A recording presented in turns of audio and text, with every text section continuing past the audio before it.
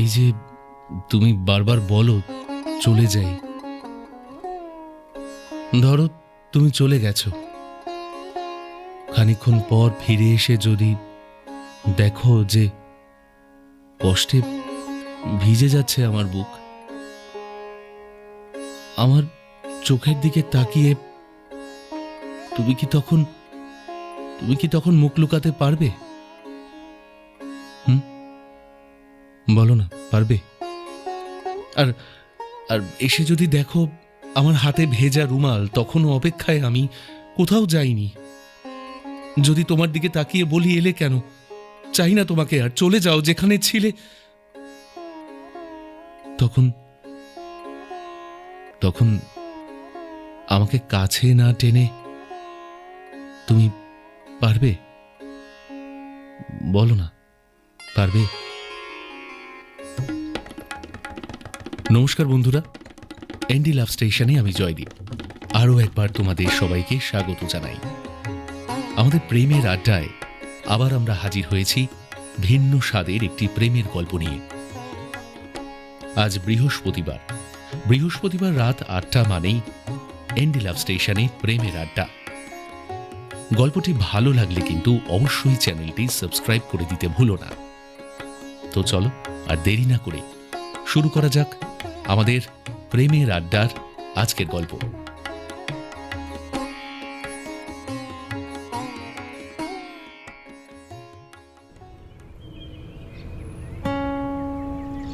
2 বছর হলো বিয়ে হয়েছে দেবাঞ্জন আর অন্বেষার। ম্যাট্রিমোনিয়াল সাইট থেকে পরিণতি পাওয়া এই বিয়ের যাত্রা যদিও সহজ ছিল না, অনেক চড়াই উতরাই পেরিয়ে ওরা আজ একসঙ্গে সুখে শান্তিতে ঘর করছে। যদিও সেই সুখের সংসারে অশান্তি ডেকে আনার মানুষের অভাব নেই, কিন্তু অন্বেষার কম হাইটের জন্য দেবাঞ্জনকে একটা কথা মাঝে মধ্যেই শুনতে হয়, মিসম্যাচ। দেবাঞ্জনের মতো একজন হ্যান্ডসাম ছেলের সঙ্গে কি করে অত শর্ট হাইটের মেয়েটার বিয়ে হয়, এই নিয়ে অনেকের প্রশ্ন। কিন্তু দেবাঞ্জন সেসব কোনো কথা পাত্তা না দিয়ে সমাজকে বুড়ো আঙুল দেখিয়ে তার ভালোবাসার মানুষকে নিয়ে ভালো থাকার চেষ্টা করে প্রতিনিয়ত। আর ওদের ভালোবাসা ঘটা করে উদযাপন করে। এই তো অন্বেষার জন্মদিনই হোক কিংবা ভ্যালেন্টাইন্স ডে, ওর প্রিয় মানুষকে আনন্দ দিতে কোনো ত্রুটি রাখে না দেবাঞ্জন। অন্বেষা এমন একজন মানুষকে জীবন সঙ্গী রূপে পেয়ে নিজেকে প্রচন্ড ভাগ্যবান মনে করে। 25শে জুন ছিল দেবাঞ্জন আর অন্বেষার সেকেন্ড ম্যারেজ অ্যানিভার্সারি। একদম ঘটা করে আয়োজন করলো দেবাঞ্জন। প্রিয় বন্ধু সুমনকে ডেকে সব প্ল্যান করে নিল। তারপর সেই প্ল্যান মতো সমস্ত কিছু অ্যারেঞ্জ করতে লাগলো। যদিও অন্বেষাকে সারপ্রাইজ দেবে বলে এই বিষয়টা ওকে কিছুই জানালো না, কিন্তু সুমন আর দেবাঞ্জনের কথোপকথন একদিন শুনে ফেললো অন্বেষা। আর রাতে শোবার সময় সেই বিষয়ে দেবাঞ্জনকে বলল, এত বড় সেলিব্রেশনের কি দরকার দেবাঞ্জন? কেমন যেন লোক দেখানো হয়ে যাবে না? আর গত বছর তো ফার্স্ট অ্যানিভার্সারি আমরা ধুমধাম করে সেলিব্রেট করেছি, তাহলে আবার এই বছরেও কেন? কেন নয়, বছর বছর আমরা এইভাবেই সেলিব্রেট করব। সবাই জানো আমরা কত হ্যাপি কাপল। সবার সব নেগেটিভ ধারণা মুছে দিতে চাই, বুঝলে? কিন্তু সবাইকে জানানো দরকার কি আছে? আমরা দুজনে তো জানি আমরা একসাথে কত ভালো আছি, এটুকুই তো যথেষ্ট। আর কি চাই বলো তো? বলছো তাহলে সত্যি ভালো আছো আমার সাথে? অবান্তর কথাবার্তা বলো না তো, ভালো লাগে না। আরে বলোই না প্লিজ, ভালো লাগে শুনতে। আচ্ছা কি শুনতে চাও কি বলো তো? আমি তোমার সাথে কতটা ভালো আছি, তাই তো? তবে শোনো, পৃথিবীর কিছু লাকি মেয়েদের মধ্যে আমিও একজন, যার হাজবেন্ড তাকে এত ভালোবাসে, এত কেয়ার করে, এক কথায় চোখে হারাও তুমি আমাকে। জানি না আমার মধ্যে কি আছে, কিন্তু সত্যি মনে হয় কোনো ভালো কাজ করেছিলাম, তাই তোমাকে পেয়েছি। উফ বাবা, একটু বেশি হয়ে গেল না? এবার থামো প্লিজ। কেন? তুমিই তো শুনতে চেয়েছিলে, এখন থামতে বলছো কেন? আচ্ছা বাবা, হয়েছে। শোনো, কাল আমরা শপিংয়ে যাব। এত বড় পার্টি হবে, তার জন্য তো কিছু পারফেক্ট ড্রেস কিনতে হবে নাকি? বেশ, তুমি যা চাইছো তাই হবে। তোমার খুশিতেই আমি খুশি। Same to you sweeter. যা করছি এবং করব সবটাই তোমার জন্য। সে তো জানি। আচ্ছা চলো এবার শুয়ে পড়ি, অনেক রাত হয়ে গেল। সকালে উঠে আবার ডান্স ক্লাস, আর তোমারও তো অফিস আছে। অফিস আছে, কিন্তু এখনই শুয়ে পড়বে? মানে একটু জেগে থাকাই যায়, তাই না? বেশিক্ষণ না, কিছুক্ষণ। দেবাঞ্জন প্লিজ ছাড়ো। সে কি, ছাড়বো কেন? এখন তো আমাদের প্রেম করার সময়, তাই না? আরে কি করছো কি?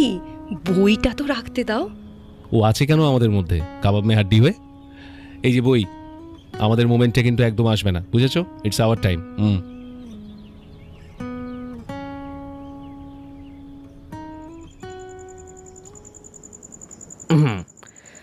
যাকে পরের দিন অফিস ফেরত অন্বেষাকে অ্যাক্সিস মলে ডেকে নিল দেবাঞ্জন, আর অ্যানিভার্সারির জন্য জমিয়ে শপিং করলো দুজনে।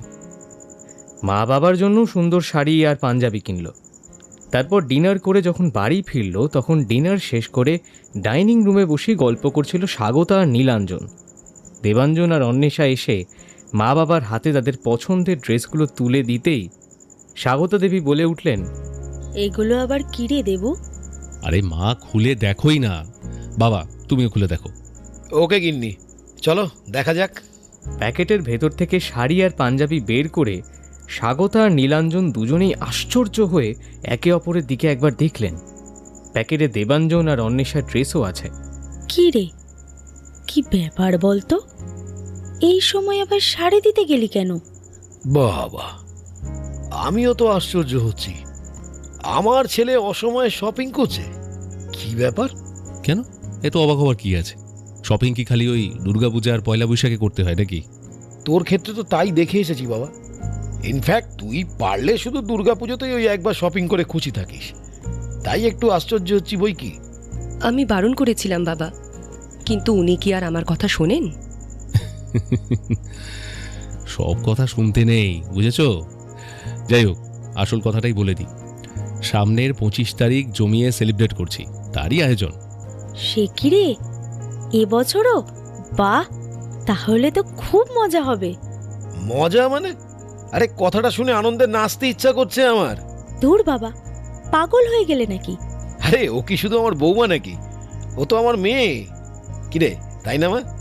একেবারেই তাই বাবা, আমি তো তোমাদের নিজের মা বাবার চোখেই দেখি। আচ্ছা, এবার বলো তো কেমন হয়েছে শাড়ি আর পাঞ্জাবিটা? দারুণ হয়েছে রে মা। আর তোর পছন্দ তো আমার সব সময় পছন্দ হয় রে অনু। হ্যাঁ, এই কথাটা তুমি ঠিকই বলেছো মা। তোমার অনুর পছন্দ কিন্তু 1 নম্বর। এই যে জলজান্ত উদাহরণ আমি। আরে মজা করেছো জানি, কিন্তু কথাটা তো 100 ভাগ সত্যি। তুমি তো সত্যিই 1 নম্বর। ওহ, আবার শুরু করলে তো। যা সত্যি সেটাই তো বললাম। যাই হোক বাবা, তুমি বললে না কিন্তু। কি বলবো বলতো? আমার অনুমা কিছু আনবে আর আমার পছন্দ হবে না, এটাও কি সম্ভব? যা বলেছো বাবা। আচ্ছা শোনো, হাতেই মাত্র কিন্তু কয়েকদিনই সময় আছে। তোমরা কাকে কাকে বলবে ঠিক করে নিয়ে আমাকে জানিয়ে দিও, ওকে? আচ্ছা আচ্ছা ঠিক আছে, তোরা এবার যা তো, গিয়ে রেস্ট কর। সারাদিন অফিস, ডান্স ক্লাস আর শপিং করেই তো কাটিয়ে দিলি। এই, তোরা ভালো করে খেয়েছিস তো? এই ব্যাপারে নিশ্চিন্ত থাকো মা, জানোই তো তোমার ছেলে খাওয়ার বিষয়ে কখনো কোনো কম্প্রোমাইজ করে না। দেখেছো মা, কি সুন্দর চিনে গেছে আমাকে। আচ্ছা শোনো শোনো, আমি এবার একটু ল্যাপটপে বসবো, গেলাম। ডোন্ট মাইন্ড, তোমরা কথা বলো। সে কি রে, এখন আবার কাজে বসবি? No rest? জানোই তো বাবা, কপাল আমার সোনা দিয়ে মোড়ানো। আর লন্ডনের একজন ক্লায়েন্টের সাথে এখন একটা মিটিং আছে, বিরক্তিকর।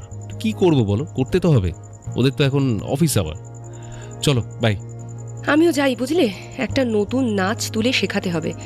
স্টুডেন্টদের আবদার তো রাখতেই হবে। গুড নাইট মা। গুড নাইট বাবা। অন্বেষা চলে যেতেই স্বাগতা নীলাঞ্জনকে বললেন, খুব ভালো লাগে দুটোকে দেখে, জানো। একদিকে কাজের জায়গা আর একদিকে পার্সোনাল লাইফ, দুটোই কি সুন্দর ব্যালেন্স করে চলছে বলো। সত্যিই তাই, এদের সম্পর্ক কিনা ভাঙতে চলেছিল, হ্যাঁ, তবুও কি সুন্দর ওরা ভুল বোঝাবুঝি কাটিয়ে এক হয়ে গেল। ছাড়ো না ওসব কথা, ওরা ভালো আছে এটাই তো শেষ কথা, তাই না? অ্যানিভার্সারির জন্য একটা ব্যাঙ্কোয়েট বুক করেছিল দেবাঞ্জন, আর সেখানেই ডেকোরেশন, খাবারের মেনু থেকে শুরু করে সমস্ত কিছুতেই ছিল চমক। গানের জগতে সেরা 2জন শিল্পীও নিমন্ত্রিত ছিলেন, যারা দেবাঞ্জনের ভীষণ ঘনিষ্ঠ মানুষ। সন্ধেটা গানে গানে জমিয়ে দিলেন তারা। এক কথায় দেবাঞ্জন আর অন্বেষার কাছের মানুষরা, প্রিয়জনরা ওদের দ্বিতীয় অ্যানিভার্সারি সত্যিই ভরিয়ে তুলল। কিন্তু ওই যে বলেছিলাম, কিছু মানুষ থাকেই যারা অন্যের ভালো একদমই দেখতে পারে না। তাই তো অবান্তর প্রশ্ন করে একটা সহজ সম্পর্ককে এত জটিল করে তোলে। রাতে অ্যানিভার্সারি ডিনার করছিল সবাই।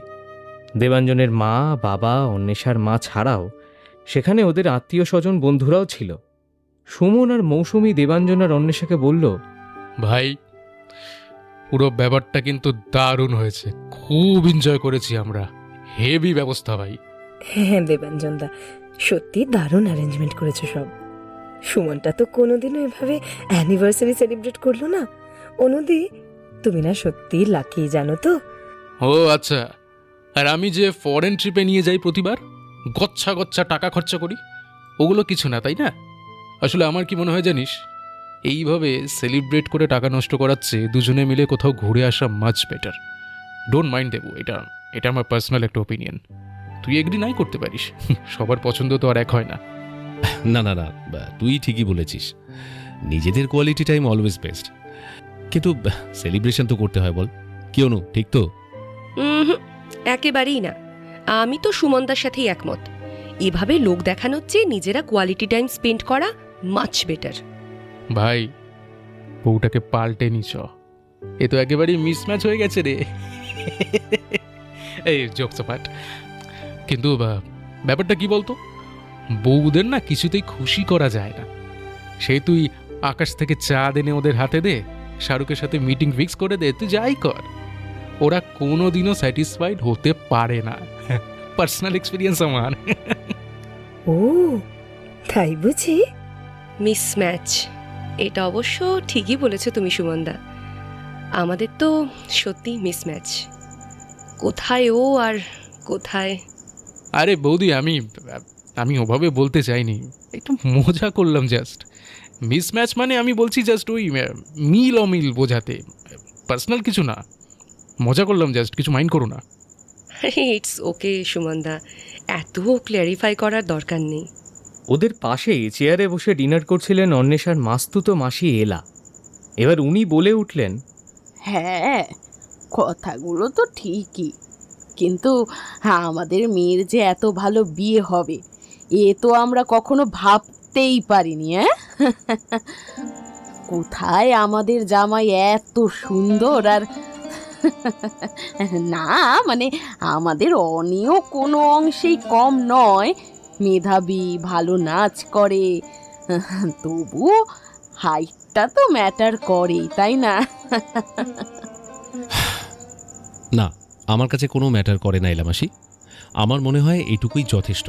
দিনের শেষে আমরা হাজব্যান্ড ওয়াইফ, তাই আমাদের মধ্যে আন্ডারস্ট্যান্ডিং থাকলে বোধহয় কারোর এইসব নিয়ে মাথা ঘামানোর কোনো দরকার নেই। দেখো, তোমরা এসেছো, আমরা খুশি হয়েছি, তাই বলে এমন কোনো কথা বলো না যাতে অন্বেষা হার্ট হয়, প্লিজ। অন্বেষা খাবার প্লেটটা টেবিলে রেখে দৌড়ে চলে গেল। দেবাঞ্জন ওর পিছন পিছন দৌড়ল। দেবাঞ্জনের মা স্বাগতা এবং অন্বেষার মা বিদিশাও সবই দেখেছিলেন। বিদিশা এবার তার দিদিকে অত্যন্ত মেজাজ দেখিয়েই বললেন, এইসব তুই কি বলছিস বলতো এলাদি? তুই অনেকে এভাবে হার্ট করলি? আরে আমি তো শুধু কথার কথা বলছিলাম, অনিরেতে হার্ট হবার কি আছে আমি তো বুঝলাম না। আর জামাইও এমন করলো যেন কি না কি বলে দিয়েছি। আর আর ওকে কি কুৎসিত বলেছি আমি? না তো। তাহলে তোরা না বড্ড বাড়াবাড়ি করিস সব কিছুতে। তোর যখন এটাই বোঝার মতো ক্ষমতা নেই যে তুই যা বলেছিস সেটা ঠিক বলিসনি, তারপর আর তোকে আমি কি বলতে পারি বলতো? খারাপ লাগছে শুধু যে নিজে মাসি হয়ে বঞ্জিকে দুঃখ দিলি। আরে আমি আমার দুঃখ কখন দিলাম? কি যে বলিস না তুই, দূর, ভালো লাগে না। কেন যে আসলাম, ঘরে বসে সিরিয়াল দেখলেই ভালো হতো। এখনো সব সিরিয়াল কিন্তু শেষ হয়ে যায়নি দিদি, বাড়ি গেলেই দেখতে পাবি। এভাবে অপমান করে চলে যেতে বলছিস তো? ঠিক আছে, চলেই যাচ্ছি আমি। আর কখনো ডাকবি না আমাকে, বুঝলি? মনে থাকে যেন। আরে দিদি, এভাবে চলে যাবেন না প্লিজ। আইসক্রিম পান খেয়ে তারপরে যান। না বেয়ান, আমার যা খাওয়ার আমি খেয়ে নিয়েছি, আর কিছু খাওয়ার ইচ্ছে আমার নেই। ধন্যবাদ। অন্বেষার মাসি চলে যাওয়ার পরে স্বাগতা বিদিশাকে বললেন, বেয়ান, খুব খারাপ লাগলো যা হলো। এত সুন্দর করে আমার দেবু সবটা সাজিয়েছিল, সব ঘেটে গেল। অনুমা দুঃখ বলে না, আমার খুব খারাপ লাগে। কি বলি বলুন তো, নিজের লোকজনই যদি এমন করে তাহলে আর কাকে দোষ দেব?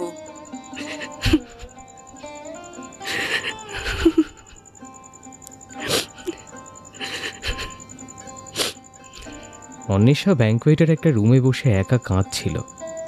দেবাঞ্জন এসে ওর পিঠে হাত রেখে বলল, অনু প্লিজ, দেখো আজকের দিনে কেঁদো না। দেখো আমি জানি তোমার খুব খারাপ লেগেছে, কিন্তু যে যাই বলুক না কেন, তুমি তো জানো আমি এসব বিষয়ে তুচ্ছ করেই শুধু তোমাকে ভালোবেসেছি। কি করতে চেয়েছিলাম আর কি হলো। সত্যি তুমি বোধহয় ঠিকই বলেছিলে অনু, এভাবে কাউকে কিছু বোঝানো যাবে না। মানুষ তার ওই টিপিক্যাল মেন্টালিটিটা নিয়েই চলবে। সে আমি যতই ঢাকঢোল পিটিয়ে বলি যে আমরা ভালো আছি, সুখে আছি, সুযোগ পেলেই ওই কেউ না কেউ ছোবল মারবে, হিউম্যান নেচার। কিন্তু তাই বলে নিজেদের মানুষরা যদি এভাবে বলে, মানে বাইরের লোকের কথা ছেড়েই দিলাম, কিন্তু তোমার মাসি এভাবে বলতে পারলেন?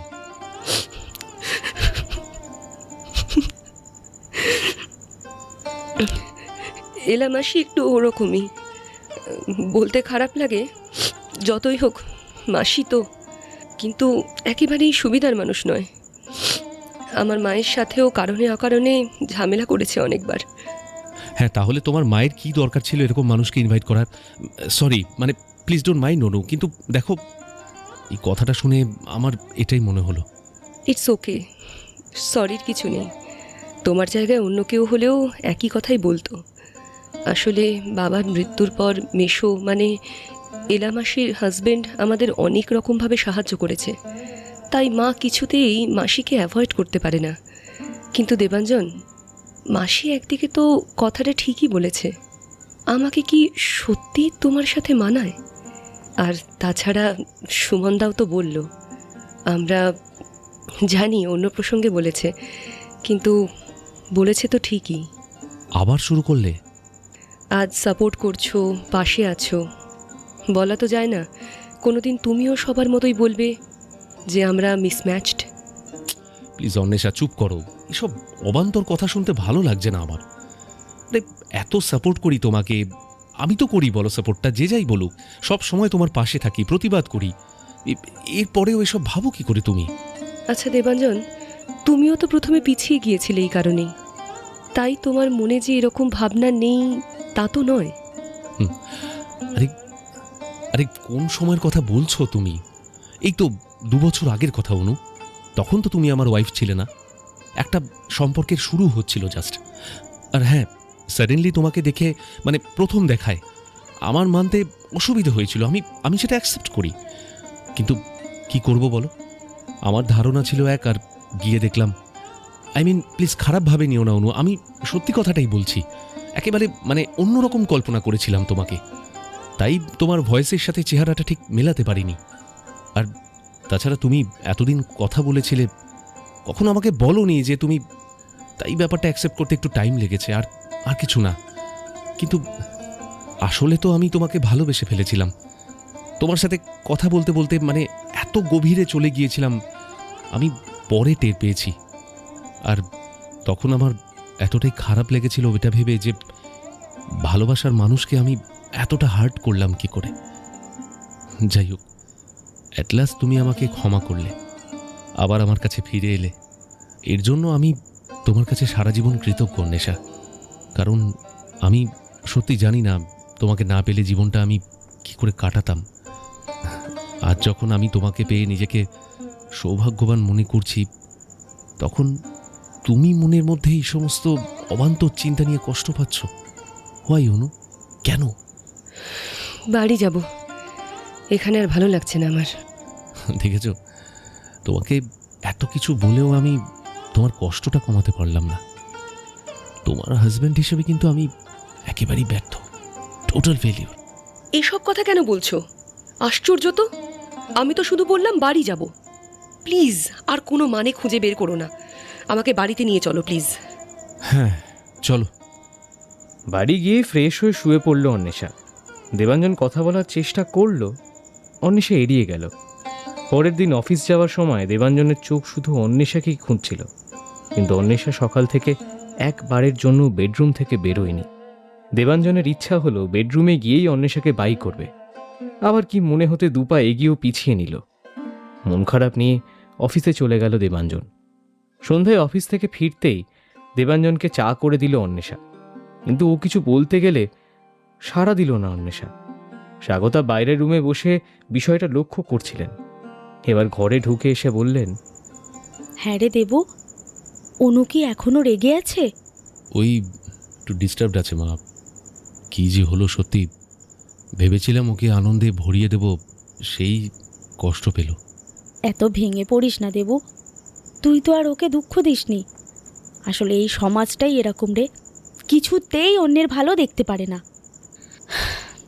যাকগে, এত ভাবিস না, ওকে একটু স্পেস দে, সব ঠিক হয়ে যাবে। রাতে শোবার সময় দেবাঞ্জন আবার চেষ্টা করলো কথা বলার। আচ্ছা, আর কতক্ষণ এইভাবে চুপ করে থাকবে বলো তো অনু? কিছু বলছি তো তোমাকে। আমার কিছু ভালো লাগছে না, প্লিজ। আচ্ছা, আমি তো কিছু করিনি বলো, শুধু শুধু আমার উপর কেন? আরে দেখো, তুমি চুপ করে থাকলে কিন্তু আমার ভালো লাগে না, বোঝো না তুমি এটা? 24 ঘন্টাই তো হয়েছে, এতেই পাগল হয়ে যাচ্ছ? যাক, কথা বললে তাহলে। উফ, শান্তি। আর কথাটা কি বললাম? হ্যাঁ, 24 ঘন্টাতেই আমার অবস্থা কাহিল। এর বেশি যদি চুপ থাকো, অসুস্থ হয়ে যাব আমি। হয়েছে, এবার চুপ করো তো। যাক বাবা, হেসেছে। তাহলে ঠিক আছে তো এখন সব? এরকম কিছুই কিন্তু আমি এখনো বলিনি। উফ, এখনো সাসপেন্স? শোনো, আমার কাল সকালে ক্লাস আছে, গুড নাইট। আরে এভাবে গুড নাইট বলে ফাঁকি দিলে হবে? আমাকে একটু জড়িয়ে তো ধরো, অ্যাটলিস্ট বুঝি যে সব ঠিক আছে। উফ, তুমি না পুরো একটা আস্ত পাগল। হ্যাঁ তা ঠিক, কিন্তু শুধু তোমার জন্য। শোনো শোনো, আজকে কিন্তু একটা প্রমিস করো। এই সোকল্ড সমাজের জন্য আমাদের মধ্যে কখনো কোনো বিরোধ বা ঝামেলা কিন্তু হবে না। আর দিনের শেষে শুধু আমরা একে অপরের জন্য ম্যাটার করি, তাহলে অন্য কারোর জন্য আমরা কেন সাফার করব? ভেবে দেখেছো? তাহলে তো অ্যাকচুয়ালি ওদের কথাই সত্যি হয়ে যাবে। সো নাও প্রমিস মি, ওদের আমরা জিততে দেব না, কিছুতেই না। বেশ, প্রমিস। আচ্ছা দেবাঞ্জন, তুমি সত্যিই আমাকে সারা জীবন এতটাই ভালোবাসবে তো? আবার অবান্তর প্রশ্ন? অবান্তর নয়, খুব গুরুত্বপূর্ণ একটা প্রশ্ন। আসলে আমার মনে না এসব ঘুরতে থাকে, বলা তো যায় না কখন কি হয়। ভয় লাগে ভেবে, যদি সত্যিই কখনো তোমার মনে কোনো রকম আফসোস হয়, যদি সত্যিই আমাকে কখনো তোমার পাশে বেমানান লাগে, তখন কি করবো আমি? সেটা বলো, আজকের পরে আর কখনো যেন তোমার মুখ থেকে এই কথা না শুনি, বুঝেছ? মনে রাখবে, তোমার এই কথাটাই কিন্তু আমাকে ভেতর থেকে ভেঙে চুরমার করে দেয়। সরি সরি সরি দেবাঞ্জন, আর কখনো বলবো না, প্রমিস। হ্যাঁ, মনে রেখো এটা। আর আমিও প্রমিস করছি সারা জীবন তোমার পাশে এভাবেই থাকবো, আর তোমাকেই এভাবে প্রাণ দিয়ে ভালোবেসে যাব। আমিও তো ভালোবাসি তোমাকে। অনু শোনো না, চলো না কোথাও ঘুরে আসি। এই গরমে কোথায় যাবে? কেন, ওই দার্জিলিং বা সিকিম। সত্যি যাবে? হ্যাঁ, আমি কি মজা করছি নাকি? 7 দিনের মধ্যেই ডেট ফিক্স করছি, প্লেনের টিকিট, রুম বুকিং সব করে নিচ্ছি, যা যা দরকার। তুমি শুধু প্যাকিংটা করে নাও। উফ, কি আনন্দ যে হচ্ছে! সেই কবে তোমার সাথে মানালি গিয়েছিলাম। কবে নয় অনু, জাস্ট 2 বছর আগেই, আমাদের হানিমুনে। হ্যাঁ, তো 2 বছর কম সময় নাকি? তারপর থেকে আজ অবধি একটা ছোট ট্রিপও করনি, এত বিজি তুমি। আচ্ছা ঠিক আছে ঠিক আছে, এখন তো প্ল্যান করছি, এবার সব অভিমান অভিযোগ ভুলে রেডি ফর দ্য ট্রিপ, ওকে?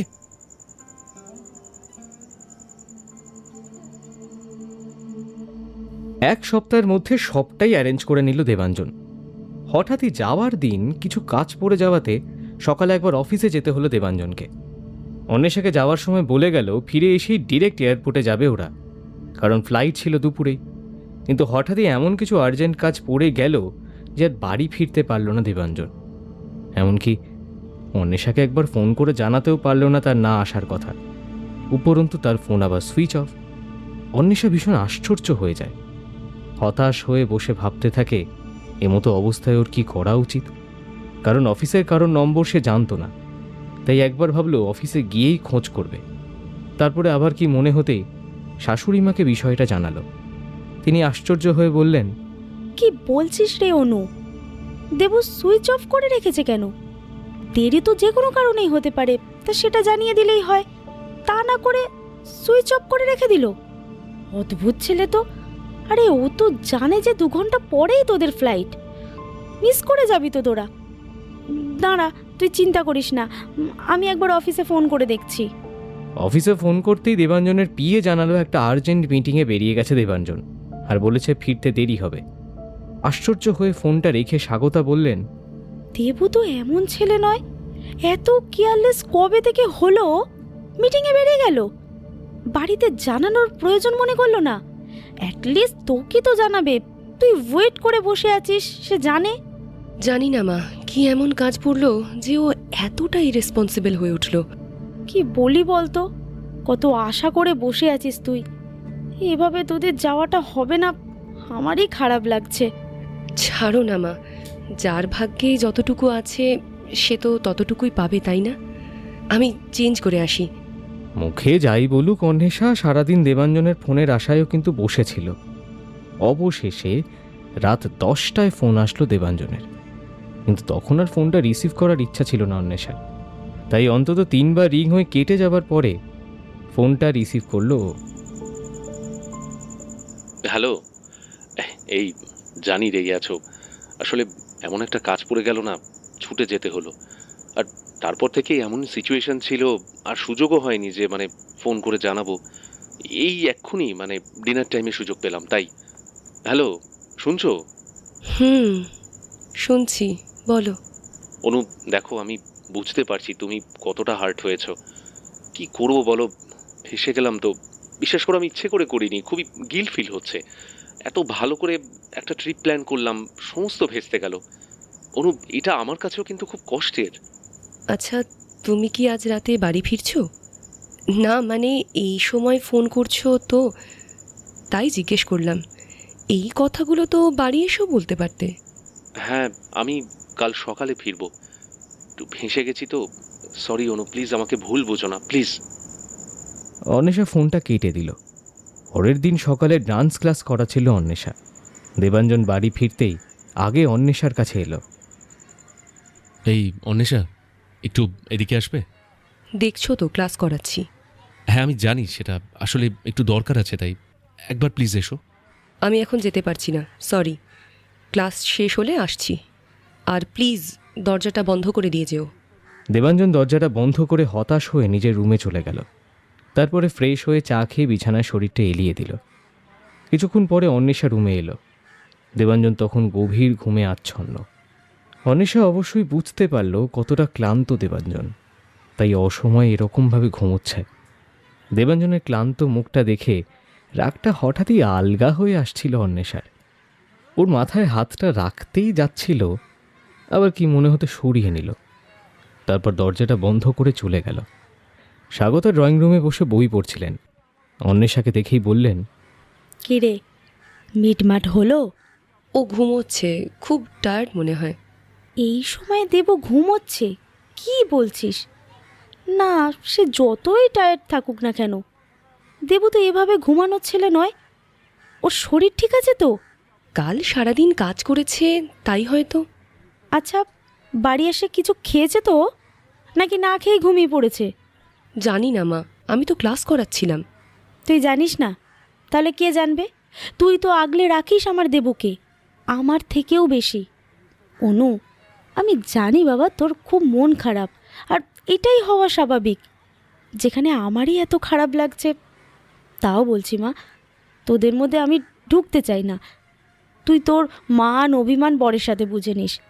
শুধু আমি এটুকুই বলছি, রাগ করিস যাই করিস না কেন, আমার ছেলেটাকে কিন্তু ক্ষমা করে দিস। ও তোকে বড্ড ভালোবাসে রে, খুব খুব ভালোবাসে। দাঁড়াও মা, ওকে ডেকে দিই, লাঞ্চটা করে নিক। দেবাঞ্জনকে ডাকতে গেল অন্বেষা। ও তখনও একইভাবে ঘুমোচ্ছে। আস্তে করে ডাকলো ওকে। শুনছো, লাঞ্চ করবে তো? দেবাঞ্জন, দেবাঞ্জন। ওপাশ ফিরে শুয়ে আছে ছেলেটা। অন্বেষা খেয়াল করলো দেবাঞ্জন কাঁপছে। আশ্চর্য হয়ে একবার গায়ে হাত দিতেই বুঝতে পারলো দেবাঞ্জনের গা জ্বরে পুড়ে যাচ্ছে। তোমার গায়ে তো ধুম জ্বর, কিছু না বলে এভাবে শুয়ে আছো, অদ্ভুত তো। আমি কিছু বলছি তোমাকে দেবাঞ্জন, প্লিজ এদিকে ফেরো। দেবাঞ্জন প্রায় তখন ঘোরের মধ্যে। অন্বেষা বুঝতে পেরে ওকে এপাশে ফেরালো। তারপরে থার্মোমিটারটা দিয়ে চেক করে দেখলো 104। দেবাঞ্জন কথা বলার শক্তিটাও যেন হারিয়েছে। খুব ভয় পেয়ে গেল অন্বেষা। কি হলো হঠাৎ তোমার? ঠিকই তো ছিলে, এত জ্বর কখন এলো? দেবাঞ্জন, দেবাঞ্জন, তুমি শুনতে পাচ্ছ আমার কথা? মা,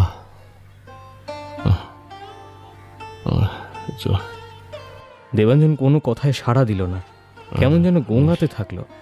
ভয়ে তাড়াতাড়ি শাশুড়ি মাকে ডাকতে গেল অন্বেষা। ডক্টরকে ফোন করলো নীলাঞ্জন। ডক্টর না আসা পর্যন্ত ঘরোয়া টোটকাকেই কাজে লাগানো হলো। দেবাঞ্জনের মাথায় শুয়ে ভালো করে জলপট্টি দিল অন্বেষা। এরপরে ডক্টর এসে ভালো করে দেখে বললেন, প্রেশার আরও বেড়েছে, কিন্তু ভয়ের কিছু নেই, শুধু কমপ্লিট বেড রেস্ট দরকার। আর কোনো রকম স্ট্রেস নেওয়া যাবে না কিন্তু।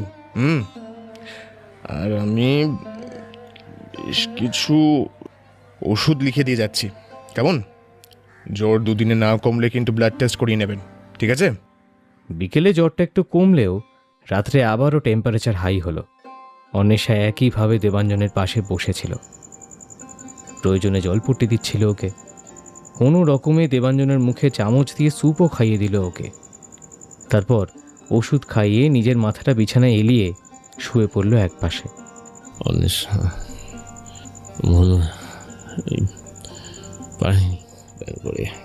মাঝরাতে হঠাৎই ঘুমটা ভেঙে গেল অন্বেষার। চোখ খুলে দেখল জ্বরের ঘোরে দেবাঞ্জন বিড়বিড় করছে।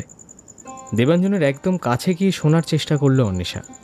তখনই কানে এলো শুধু বারবার অন্বেষার নামই নিচ্ছে দেবাঞ্জন। বলছে, সরি অনু, আমি এরকম করতে চাইনি, তোমাকে খুব খুশি করতে চেয়েছিলাম, কিন্তু অনু, ভগবানই হয়তো চায় না আমরা ভালো থাকি। ভগবান, আমি সেজন্য এরকম হলো। অনু, অনু, কোথায় তুমি? কাছে এসো, আমার কাছে এসো একবার। অনু, অনু, অনু, কাছে এসো। আমি তো তোমার কাছেই আছি, তুমি এত অস্থির হয়ে আছো কেন বলো তো? আর অযথা এসব ভেবে কষ্টই বা কেন পাচ্ছ? আরে একটা ট্রিপই তো ক্যান্সেল হয়েছে, সে পরে কখনো যাব না হয়। এই জন্য কি তুমি শেষে জ্বর বাঁধিয়ে বসলে? পাগল নাকি তুমি? দেবাঞ্জন আস্তে আস্তে চোখটা খুলল এবার। অন্বেষাকে এত কাছে পেয়ে ওকে দুহাতে জড়িয়ে ধরল প্রথমে, তারপর বলল, আমি আমি তোমার সাথে সবসময় থাকতে চাই অনু। অনু, এই জীবনে নয়, জীবনের পরে আমি তোমার থেকে আলাদা হয়ে থাকতে পারবো না অনু। অনু, কিছুতেই পারবো না আমি আলাদা হয়ে থাকতে অনু। তা কে থাকতে বলেছে তোমাকে? সত্যি তোমার কথাগুলো না ভারী অদ্ভুত শোনাচ্ছে। জাস্ট একটা ট্রিপ ক্যান্সেল হয়েছে, ব্যাস, টেক ইট ইজি। হ্যাঁ, আমি আপসেট আছি, এটাও ঠিক। মনটা খুবই খারাপ, আমার কষ্ট পেয়েছি, তাই বলে এর জন্য তুমি অসুস্থ হয়ে পড়বে? এটাই কি আমি চাইবো? অনু, অনু, আমি তোমাকে ব্যাস ব্যাস, আর কোনো কথা নয়। গায়ে ধুম জ্বর আর উনি প্রেম নিবেদন করে চলেছেন। এই শোনো, তুমি এখন একদম ঘুমোবে, কাল সকালে উঠে তবেই কথা হবে। দেবাঞ্জন আরও কিছু বলতে যাচ্ছিল, ওর মুখে হঠাৎই হাতটা চাপা দিয়ে চোখ দুটো বন্ধ করে দিল অন্বেষা। তারপর ওর বুকে মাথা দিয়ে ঘুমিয়ে পড়ল।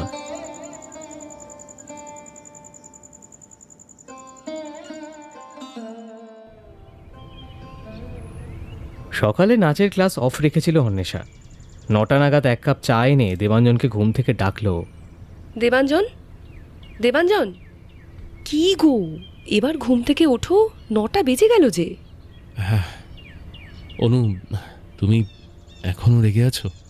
একেবারেই না, যা হবার হয়ে গেছে, আর তাতে যে তোমার কোনো দোষ নেই তাও আমি জানি। যাই হোক, এখন শরীর কেমন আছে বলো? Better, better, much better. After all বউ এত সেবা করেছে। যাই হোক, তুমি সত্যি কত বোঝো আমাকে, কত সাপোর্ট করো অনু তুমি। অথচ দেখো, আমি তোমার জন্য কিচ্ছু করতে পারি না। একটা ট্রিপ প্ল্যান করলাম এত কিছু করে, সেটাও। ঠিক আছে, পরে হবে, কি আছে, ছাড়ো তো এসব। এই নাও, চাটা খাও। কষ্টটাকে কি সুন্দরভাবে সামলে নিলে, তাই না? আচ্ছা, আর কত অ্যাডজাস্টমেন্ট করবে বলো তো অনু? হ্যাঁ, আর কত অ্যাডজাস্টমেন্ট করবে? কখনো তো কিছু ডিমান্ড করো না, যা পাও তাতেই সুন্দরভাবে মানিয়ে নাও। তুমি কি ধাতু দিয়ে তৈরি বলো তো? হ্যাঁ, একটু বেশিই বলছো না? চাটা কিন্তু ঠান্ডা হয়ে যাচ্ছে। বাহ, আদা চা বানিয়েছো, ভাল লাগছে বেশ জ্বরের মুখে। Thank you. আচ্ছা, আমি না হয় একটু বেশিই বলছি, কিন্তু এতগুলো কথা বললাম, কই তুমি তো কিছু বললে না। কি বলবো? কি শুনতে চাও তুমি? হ্যাঁ, আমার কষ্ট হয়েছে, খুব কষ্ট হয়েছে, কারণ অনেক দিন ধরেই এমন একটা ট্রিপের আশায় ছিলাম আমি। আর তোমার এত বিজি শিডিউল, তাই কিছু বলতেও পারি না। কলকাতায় এদিক ওদিক ঘুরেই ভালো থাকার চেষ্টা করি, কিন্তু অনেক দিন পর তুমি আবার মনে সেই আশা জাগালে, না জানি কত কিছু কল্পনা করে নিয়েছিলাম আমি, আর সাডেনলি সব ভেস্তে গেল। কষ্ট হওয়াটা তো স্বাভাবিক, তাই না? কিন্তু এটাও ঠিক যে তুমি নিরুপায়, কিছুই করার ছিল না তোমার, তার ওপর অসুস্থ হয়ে পড়লে। এরপর কি আমার আর রাগ অভিমান করা মানায়? আচ্ছা, বাদ দাও তো এসব। বলো তো, এত মানসিক চাপ কেউ নেয়? কাজের চাপেই হোক বা আমার কথা ভেবেই হোক, তোমার এই মানসিকতা কিন্তু কখনোই কাম্য নয় দেবাঞ্জন। কি করবো অনু বলো, স্ট্রেস নিয়ে ফেলেছিলাম। তোমাকে আমি কোনো মতেই হারাতে চাই না, কিন্তু নিয়তিতে লেখা থাকলে কে খণ্ডাবে বলো? আবার আননেসেসারি কথা বলছো। এবার কিন্তু আমার সত্যি রাগ হচ্ছে। শুধু টেম্পারেচারটাই নেমেছে, তোমার মাথা দেখছি এখনো ঘেটে আছে। আচ্ছা, শোনো না প্লিজ। চলে যাচ্ছ কেন? রাগ করলে নাকি আবার? হ্যাঁ, রাগ করেছি। এসব কথা শুনতে আমার ভালো লাগছে না। আচ্ছা ঠিক আছে, আর বলবো না, একটুখানি বসো প্লিজ। তুমি এখনো ব্রাশ করোনি? যাও আগে ফ্রেশ হয়ে নাও, ব্রেকফাস্ট করে ওষুধ খেতে হবে তোমাকে। আর আমি গেলাম, কাজ আছে রান্নাঘরে। রান্নাঘরে? এই তার মানে স্পেশাল কোনো ডিশ তৈরি হচ্ছে, তাই তো? যাক, জ্বর হয়ে ভালোই হয়েছে, বউয়ের হাতে রান্না খেতে পারবো। আমি না, মা রান্না করছে, আমি জাস্ট একটু হেল্প করে দিচ্ছি। বাহ, তাহলে তো দারুণ ব্যাপার। রান্নার লোক আছে বলে এই সুযোগটা তো হয় না যে তোমাদের হাতে রান্না খাবো। আচ্ছা, তুমি কি বিছানা ছেড়ে উঠবে? হ্যাঁ হ্যাঁ, যাচ্ছি। পরের দিন সকালে দেবাঞ্জন যাচ্ছিল অফিসে। অন্বেষা ব্যস্ত হয়ে বলল, আরে, একটু ভালো হলে কি অফিস দৌড়বে? আজকের দিনটা রেস্ট নিয়ে নাও। সরি অনু, সেটা তো সম্ভব নয়, জানোই তো, মানে কাজের কি প্রেশার। আর আমি এখন একদম ঠিক আছি, দেখো, একদম চিন্তা করো না। চলো ভাই, হ্যাঁ, লেট হয়ে যাচ্ছে, প্লিজ, টাটা। শোনো না, একটা কথা ছিল, আমি না একদম ভুলে গেছি বলতে। হ্যাঁ, তাড়াতাড়ি বলো। বলছি, কাল বিকেলে আমার একটা ডান্স প্রোগ্রাম আছে নিরঞ্জন সদনে, তুমি কি যাবে? তোমাদের ডান্স প্রোগ্রাম আর আমি যাব না? এটা পসিবল অনু? আমি সবার আগে পৌঁছে যাব, দেখে নিও। ঠিক আছে, দেখা হচ্ছে, চলো, টাটা, লাভ ইউ।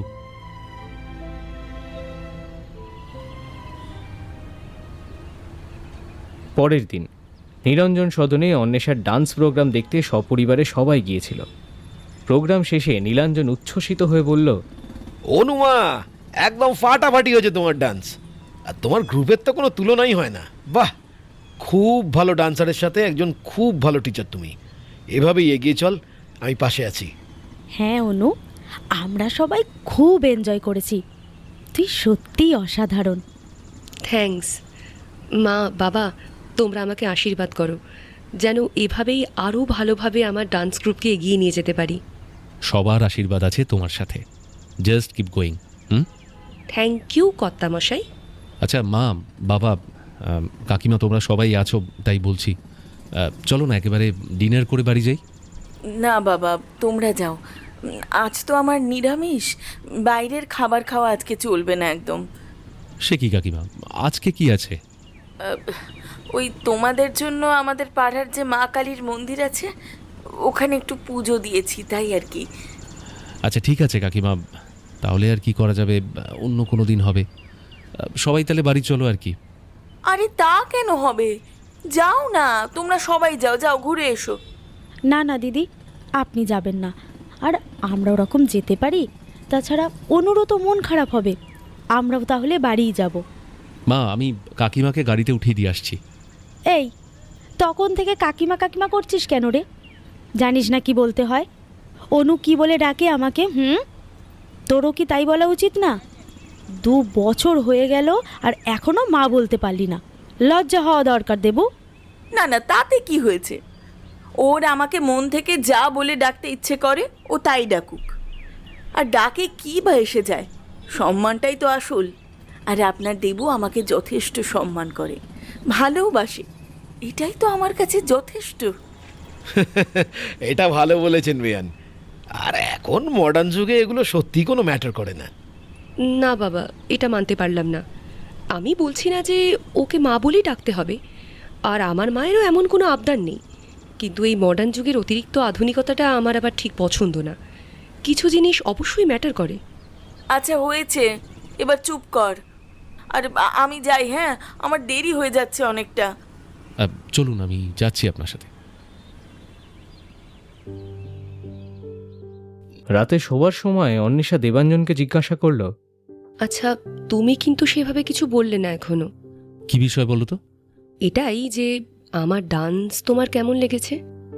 এটা আবার বলতে হবে? হ্যাঁ, দারুণ দারুণ দারুণ, ফ্যান্টাবুলাস। প্রত্যেকবারের মতোই মুগ্ধ হয়েছি। জানো না, তোমার নাচ দেখতে দেখতে না একটা কথা বারবার মনে হচ্ছিল, তুমি এই ডান্সটা নিয়ে না খুব ভালো একটা কেরিয়ার করতে পারতে। এখনো পারো, এমন একটা জায়গায় পৌঁছতে পারো যেখানে তুমি একাই নিজেকে সামলাতে পারবে। আমি না থাকলেও কোনো অসুবিধা হবে না। বলতে কি চাইছো তুমি? আবার সেই আননেসেসারি কথাবার্তা, ডিসকাস্টিং। আচ্ছা, সব কথায় কি রাগ করলে চলে? সবকিছুই তো ভেবে দেখতে হয় নাকি? আর আমি দূরের ভেবে চলি, এটা তো তুমি জানো, তাই। ব্যাস, আর একটাও ফালতু কথা বলবে না তুমি। Good night. আবার আগিয়ে দিলাম। আচ্ছা ঠিক আছে, রাগ কমানোর এবার একটা ওষুধ আছে আমার কাছে। দেবাঞ্জন ব্যাগ থেকে 2টো টিকিট বের করে অন্বেষাকে দেখিয়ে বলল, এই দেখো, সারপ্রাইজ। কালকে দুপুরে বাগডোগরার টিকিট? তার মানে? ইয়েস, তার মানে দার্জিলিং ইজ অন। আর এবার আর কোনো গন্ডগোল হবে না, প্রমিস। চলো চলো চলো, এবার তাড়াতাড়ি গুছিয়ে নাও, বেশি সময় নেই কিন্তু। পরের দিন দুপুরে ফ্লাইটে অবশেষে বাগডোগরা এয়ারপোর্টে পৌঁছলো দেবাঞ্জনরা। তারপরে একটা ক্যাবে সোজা দার্জিলিং। ততক্ষণে অবশ্য সন্ধে হয়ে গেছে। একটু ফ্রেশ হয়ে দার্জিলিংয়ের মেলে ঘুরতে বেরিয়ে পড়ল দুজনে।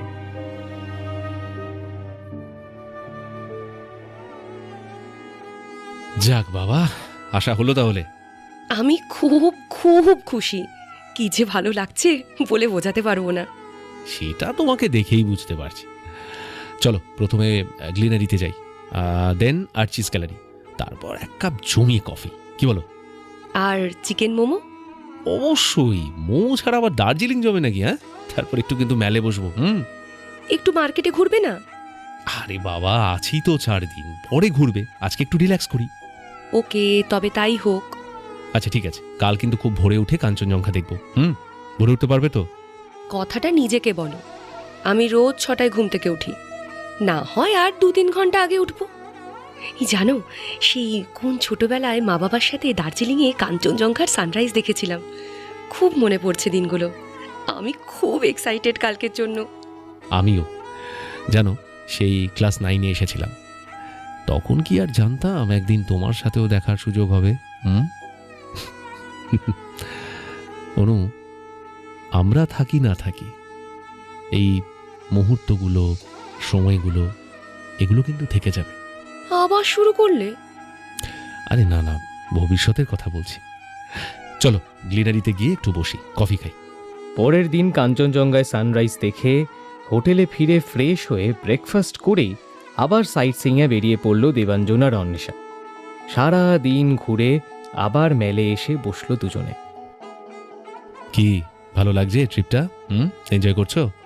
আমাকে দেখে কি মনে হচ্ছে? হ্যাঁ, তোমাকে তো দেখে মনে হচ্ছে দারুণ এনজয় করছো। আমি এটুকুই চাই, যতটুকু থাকি যেন আনন্দ দিয়ে যেতে পারি, মানে দার্জিলিংয়ে এই সময়টা যেন লাইফ টাইম থেকে যায়। একদম। আচ্ছা শোনো, কাল কিন্তু মার্কেটে যাবই। যাবো তোরে বাবা, কাল সাইট সিনটা ঘুরিয়ে আমাদের মার্কেটে ছেড়ে দেবে ড্রাইভার। যা ইচ্ছে হয় কিনো, কোনো বাধা নেই। খুশি? খুব খুশি। আর শোনো, পরশুদিন মানে ট্রিপের শেষ দিন ঘুম স্টেশনে যাব। টয় ট্রেনটা চড়তে হবে তো নাকি? এত ভালো অফার আমি মিস করব? পাগল নাকি? কিন্তু তুমি টিকিট পেলে কি করে? 2 মাস আগে থেকে চেষ্টা করেও তো লোকে পায় না। সুমন আছে তো, ওর অনেক সোর্স। কি করেছে জানি না, তবে বললো ওই ট্রেনে গিয়ে নাম বলবি, উঠে পড়বি। অবশ্য সিট আছে কিনা সেটা জানি না। না থাকলেও চলবে, ট্রেনে উঠবো, পাহাড় বেয়ে ঘুরবো, আর কি চাই? একদমই তাই, এটা অনেক বড় পাওনা। আমার না এখানে খুব ভালো লাগছে জানো, কলকাতা ফিরে যেতে ইচ্ছে করছে না। তাহলে চলো এখানেই থেকে যাই। থাকতে পারলে তো ভালোই হতো অনু, কিন্তু কি করা যাবে বলো, এই জগৎ সংসারের নিয়ম থেকে তো আর আমরা বেরোতে পারি না, তাই না? চলো বাকি 2 দিন 2 জন্মের মতো কাটিয়ে নিই আমরা। আচ্ছা, তুমি এত ইমোশনাল হয়ে যাচ্ছ কেন বলো তো? তোমার কথাগুলো ঠিক স্বাভাবিক শোনাচ্ছে না। কি করব বলো, ব্যস্ত জীবনে ইমোশনাল হওয়ার সুযোগ কি পাওয়া যায়? যায় না তো, তাই হয়তো এখানে এসে এত আবেগ ঝরে পড়ছে। এনিওয়ে, আজকে ডিনারটা কিন্তু স্পেশাল, যা ইচ্ছে হয় খাবো, বারণ করবে না প্লিজ। হ্যাঁ, আর তারপর চড়চড় করে তোমার প্রেশারটা বাড়ুক। এমনিতেই তোমার প্রেশার হাই আছে এখন, সেই নিয়ে ঘুরতেও চলে এলাম, তাও আবার পাহাড়ে। এবার ভুলভাল খাওয়া দাওয়া করে আমাকে বিপদে ফেলো আর কি। দেখো, তোমাকে আমি কিন্তু কোনো বিপদে ফেলবো না, এটা তুমি নিশ্চিন্ত থাকো। তুমি যদি বলো আমি সেদ্ধ ভাতও খেয়ে নেব। হয়েছে হয়েছে, থামো তো। চলো, আজকে আবদার করলে তাই পারমিশন দিলাম, কাল থেকে কিন্তু কন্ট্রোল করতে হবে। Okay? Okay madam, thank you so much. চলো তাহলে যাওয়া যাক।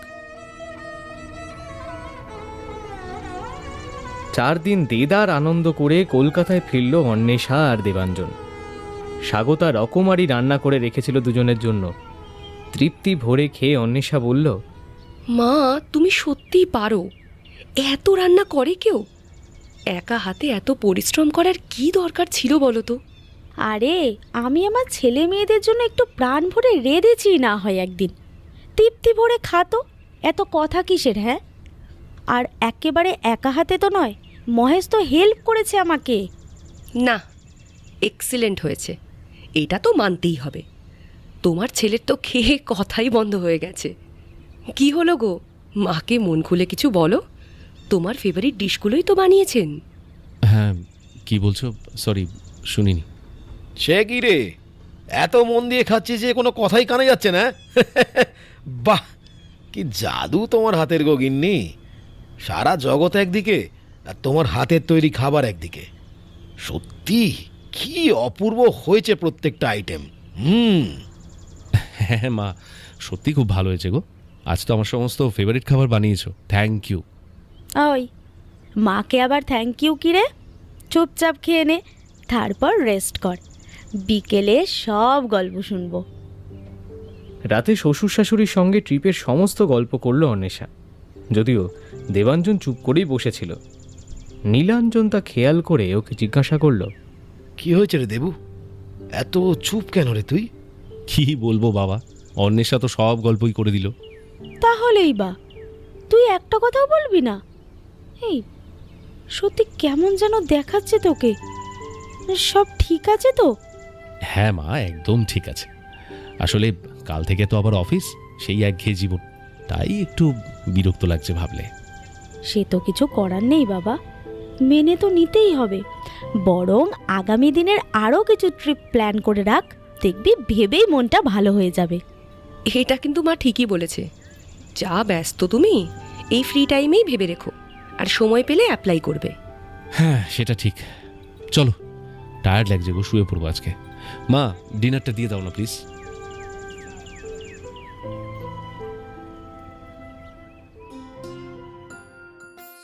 পরের দিন খুব সকালে উঠে অফিসে চলে গেল দেবাঞ্জন।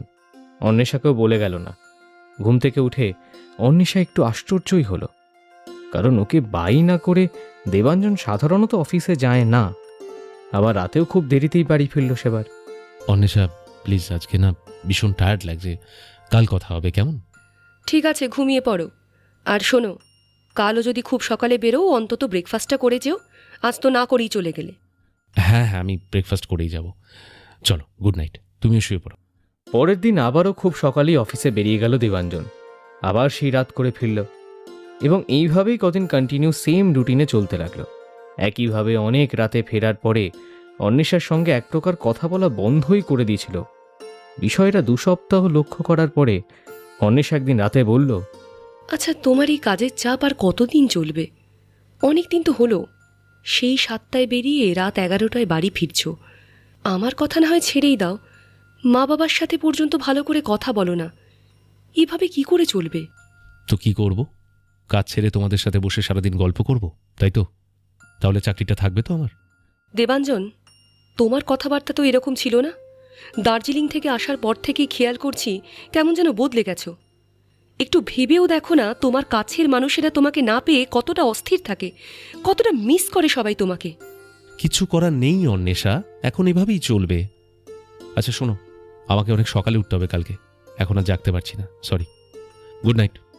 দেবাঞ্জনের এমন ব্যবহারে অন্বেষা খুবই আশ্চর্য হলো, তবুও কিছু বলল না। এভাবে আরও কদিন চলার পরে একটা সানডেতে ডান্স প্রোগ্রাম ছিল অন্বেষার। দেবাঞ্জন এই প্রথমবার অন্বেষার প্রোগ্রাম দেখতে যেতে রাজি হলো না। অন্বেষা খুবই আপসেট হয়ে বলল, এখন তো এতই ব্যস্ত থাকো যে আমার প্রোগ্রাম পর্যন্ত দেখতে যাওয়ার সময় হয় না তোমার। এমনকি রবিবারেও তোমার এত কাজের প্রেশার। স্ট্রেঞ্জ। কি করব বলো? যদি প্রোগ্রাম দেখতে যাই আমার ক্লায়েন্টরা অসুবিধায় পড়বে, সেটা তো আর আমি করতে পারি না, তাই না? অন্বেষা দেখো, আমি যে পোস্টে আছি, আমাকে এরকম দায়িত্বজ্ঞানহীন কাজ করলে না মানায় না অন্বেষা, প্লিজ। ঠিক আছে, আর কিছু বলতে হবে না, বুঝে গেছি। আচ্ছা, মা বাবা যাচ্ছে তো তোমার সাথে? হ্যাঁ, আমি খুব লাকি যে ওনাদের সাপোর্ট সবসময় পাই। আরে আমার সাপোর্ট তো তোমার সাথে সবসময় আছে অন্বেষা, প্লিজ বোঝার চেষ্টা করো, রাগ করো না। রাগ করে আর কি হবে? সেই মানেই চলবো, যেটা আমি ভালো পারি।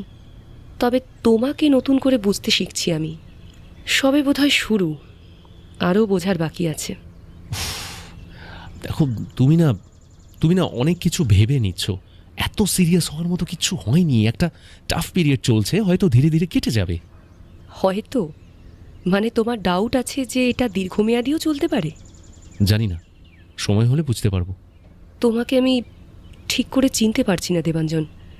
তুমি কিন্তু এভাবে ডাউট নিয়ে কোনো কথা বলতে না।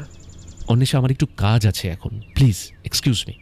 আমি তোমাকে ডিস্টার্ব করতে চাই না, প্লিজ কন্টিনিউ। মন খারাপ করে ঘর থেকে চলে গেল অন্বেষা। দেবাঞ্জন আবার কাজে মন দিল।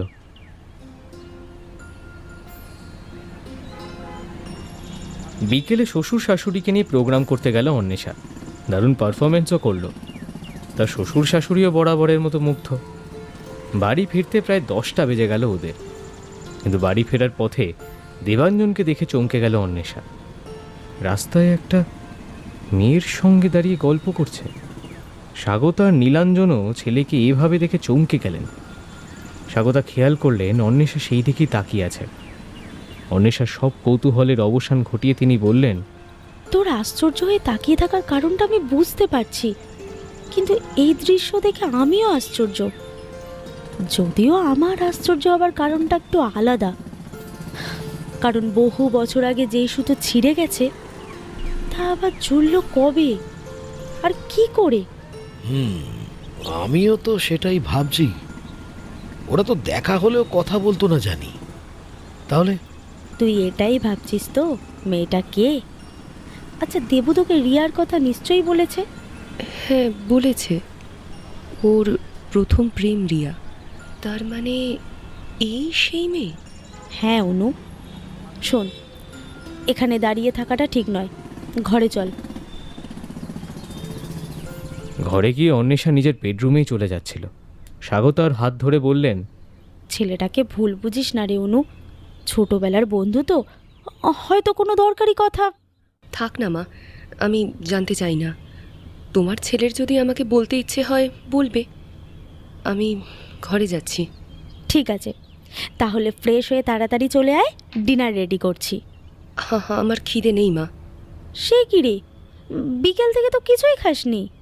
প্লিজ মা, জোর করো না, ভালো লাগছে না। অন্বেষা তাড়াতাড়ি ঘরে চলে গেল। এবার একটা গন্ডগোল বাঁধবে বলে মনে হচ্ছে। তোমার ছেলে এমনি আজকাল যা শুরু করেছে, গন্ডগোল তো বাধ্যই একদিন। এত ব্যস্ত থাকে যে বউ মা বাবা কারোর জন্যই সময় নেই তার কাছে। দেখো, ব্যস্ততার বিষয়টা আলাদা, কিন্তু আজ যা দেখলাম আমার কিন্তু ঠিক লাগলো না। দেখো, আমরা হয়তো একটু বেশিই ভাবছি, বিষয়টা হয়তো তেমন কিছুই না। না স্বাগতা, আমার কিন্তু মনে হলো তোমার ছেলে বেশ এনজয় করে কথা বলছিল তার এক্স প্রেমিকার সাথে। যাই হোক, আমিও তাই চাই যেন বিষয়টা তেমন কিছু না হয়। আচ্ছা চলো, একটু ফ্রেশ হয়ে ডিনারটা করে নিই, খুব খিদে পেয়ে গিয়েছে। স্বাগতা নীলাঞ্জনের কথাটা শুনে খুব চিন্তায় পড়ে গেলেন, কারণ তিনি জানেন তার স্বামী নীলাঞ্জন এমনি এমনি কোনো কথা বলেন না। কিছুক্ষণ পরেই দেবাঞ্জন ফিরে এলো। স্বাগতা আর নীলাঞ্জন তখন ডিনার করছিলেন। ছেলেকে দেখে নীলাঞ্জন বললেন, দেবু, আয় বস। কিছু মনে করিস না বাবা, খিদে পেয়ে গেছে তাই বসে পড়েছি। ইটস ওকে বাবা, কোনো ব্যাপার না। অনু কোথায়? ও আজ খাবে না বলল, ওর নাকি খিদে নেই। তুই আয়, খাবারটা বেড়ে দি। না মা, আমার খিদে নেই গো, সরি, তোমরা খেয়ে নাও। দেবাঞ্জন সোজা রুমে চলে গেল। সংসারটা কি তবে ডুবতে বসেছে? আমার না দেবুকে একদম নর্মাল লাগছে না। স্বাগতা চুপ রইলেন, কারণ সত্যি এর উত্তর তার জানা নেই। এদিকে দেবাঞ্জন রুমে গিয়ে দেখল অন্বেষা একপাশ ফিরে শুয়ে আছে। একবার কাছে গিয়ে বলল, অন্বেষা, অন্বেষা, এই না খেয়ে শুয়ে পড়লে যে, কি হলো?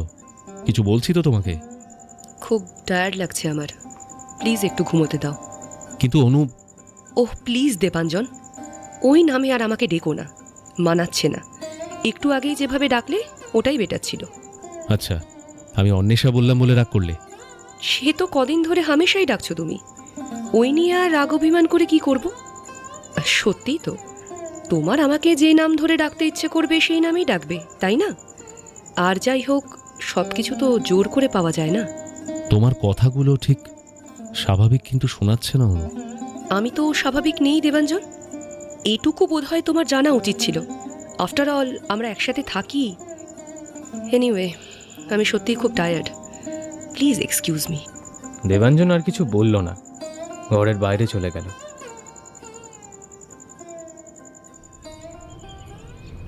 পরের দিন প্রতিদিনের মতোই সকালে ডান্স করাচ্ছিল অন্বেষা। ক্লাসের মাঝে ব্রেক দিয়ে একটা দরকারে বেডরুমে গেছিল কিছুক্ষণের জন্য, আর গিয়েই দেখল দেবাঞ্জন বারান্দায় দাঁড়িয়ে ফোনে কারোর সঙ্গে কথা বলছে। সেদিকে কান না দিয়ে নিজের ইম্পর্টেন্ট কাজটা করেই বেরিয়ে যাচ্ছিল। এমন সময়ে দেবাঞ্জনের আহ্লাদে ভরা হাসি শুনে দাঁড়িয়ে গেল। দেবাঞ্জন তখন ওকে খেয়াল করেনি, আপন মনেই কথা বলে যাচ্ছে, প্রাণ খুলে গল্প চলছে, আর মাঝে মধ্যেই হেসে উঠছে জোরে। অন্বেষা একটু আশ্চর্যই হলো, কারণ এভাবে দেবাঞ্জন কখনো কারোর সঙ্গে ফোনে কথা বলে না। আশ্চর্য হয়ে দেবাঞ্জনের দিকে তাকিয়েছিল। এমন সময় তার কানে এলো দেবাঞ্জন ফোনের অপর প্রান্তে থাকা ব্যক্তিকে বলছে, আরে না না, এই সময় অনু ঘরে আসবে না, ও ক্লাস করাচ্ছে, সো রিল্যাক্স, প্রাণ ভরে গল্প কর। তবে হ্যাঁ, আর 15 মিনিট, তারপর আমাকে অফিসের জন্য রেডি হতে হবে। এটা শুনে অন্বেষা থাকতে পারল না, ঘরে ছুটতে বেরিয়ে গেল।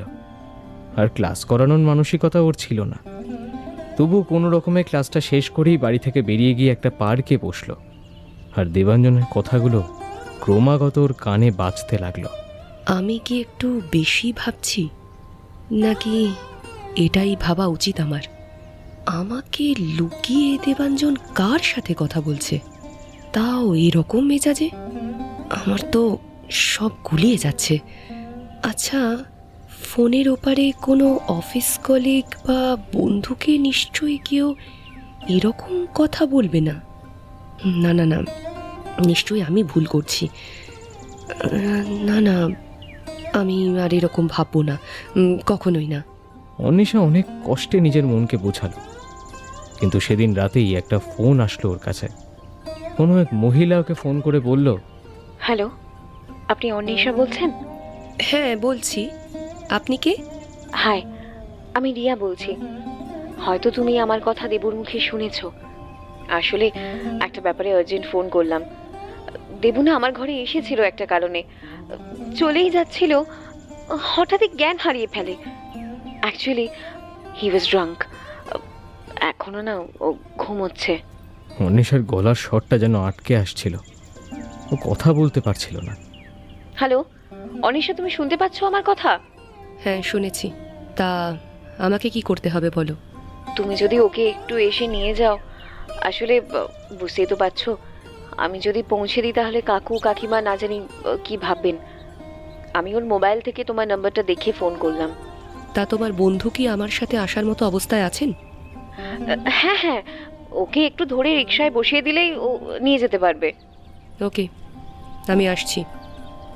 কিন্তু তোমার বাড়ি আমি চিনি না। পাশের পাড়াতেই তো। ও, তুমি আবার কি করে জানবে? Sorry sorry sorry. আচ্ছা, আমি তোমার এই নাম্বারেই হোয়াটসঅ্যাপ করছি, ওকে? অন্বেষা ফোনটা কেটে দিল। কিছুক্ষণেই হোয়াটসঅ্যাপে রিয়ার মেসেজ পেয়ে একটা রিক্সা ডেকে রিয়ার বাড়ির ঠিকানায় গিয়ে পৌঁছলো। রিয়া বাড়ির সামনেই দাঁড়িয়ে ছিল। অন্বেষাকে দেখেই ভেতরে আসতে বলল। এসো অন্বেষা। অন্বেষা ভেতরে গিয়ে দেখলো দেবাঞ্জন একটা সোফার মধ্যে শুয়ে আছে, মুখে মাঝে মধ্যেই কিছু কিছু বলে উঠছে। তাড়াতাড়ি দেবাঞ্জনের কাছে গিয়ে শোনার চেষ্টা করলো, ওকে ওঠাতে চেষ্টা করলো, কিন্তু পেরে উঠল না। তাই দেখে রিয়া বলল, তোমার যদি আপত্তি না থাকে আমি হেল্প করছি। না থাক, আমি পারবো।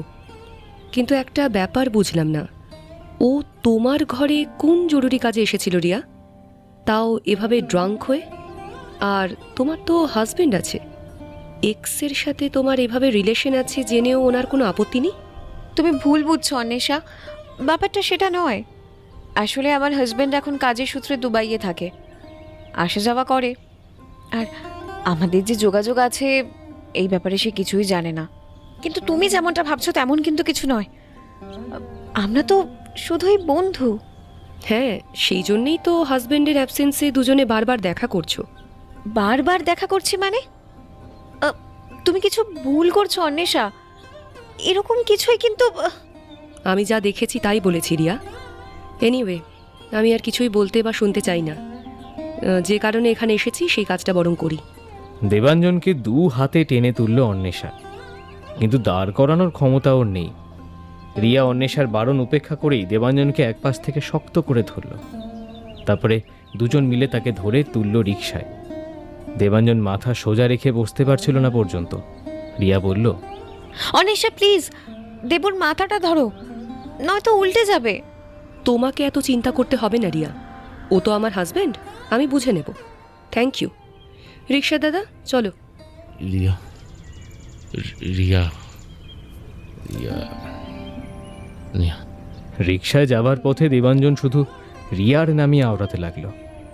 অন্বেষার মন যেন ভেঙে চূর্ণ বিচূর্ণ হয়ে যাচ্ছিল। বাড়ি পৌঁছে রিকশাওয়ালার সাহায্যে ওকে নামানো হলো। এরপর ধীর গতিতে দেবাঞ্জনকে নিয়ে বেডরুমে পৌঁছলো অন্বেষা। তাকে শুইয়ে দিয়ে বেরিয়ে যাচ্ছিল, এমন সময় মোবাইলে একটা বিপ শব্দ হলো, রিপিট হতে থাকলো। বুঝতে পারল কেউ মেসেজ করছে দেবাঞ্জনকে, কিন্তু এত ঘন ঘন মেসেজ আসার বিষয়টা উপেক্ষা করতে পারল না ও। দেবাঞ্জন প্রায় ঘুমিয়েই পড়েছে, ওর হুঁশ খুব একটা নেই। দেবাঞ্জনের পকেট থেকে ফোনটা বের করেই দেখল হোয়াটসঅ্যাপে মেসেজের নোটিফিকেশন। কৌতূহলবশত হোয়াটসঅ্যাপটা খুলে দেখল 8টা মেসেজ এসছে একটা নাম্বার থেকে, নাম লেখা নেই। মেসেজে ক্লিক করে অন্বেষা দেখল লেখা আছে, অন্বেষা তোকে যতই যা বলুক তুই কিন্তু সত্যিটা স্বীকার করবি না। আর যাই হোক, ও যেন কোনোভাবেই জানতে না পারে যে আমরা আবার রিলেশনে আছি। মেসেজটা হয়তো সকালে উঠে পড়বি, প্লিজ রিপ্লাই দিবি। গুড নাইট, তোর রিয়া। আর কিছুই বাকি রইল না অন্বেষার বুঝতে। ওর কান্নায় বুকটা ফেটে যাচ্ছিল। আসলে ও যা দেখছে ওর কল্পনারও অতীতটা। ও তো স্বপ্নেও ভাবেনি ওর একমাত্র ভালোবাসা দেবাঞ্জন ওর সঙ্গে বিশ্বাসঘাতকতা করতে পারে। ছুটে বাড়ির ছাদে চলে গেল অন্বেষা।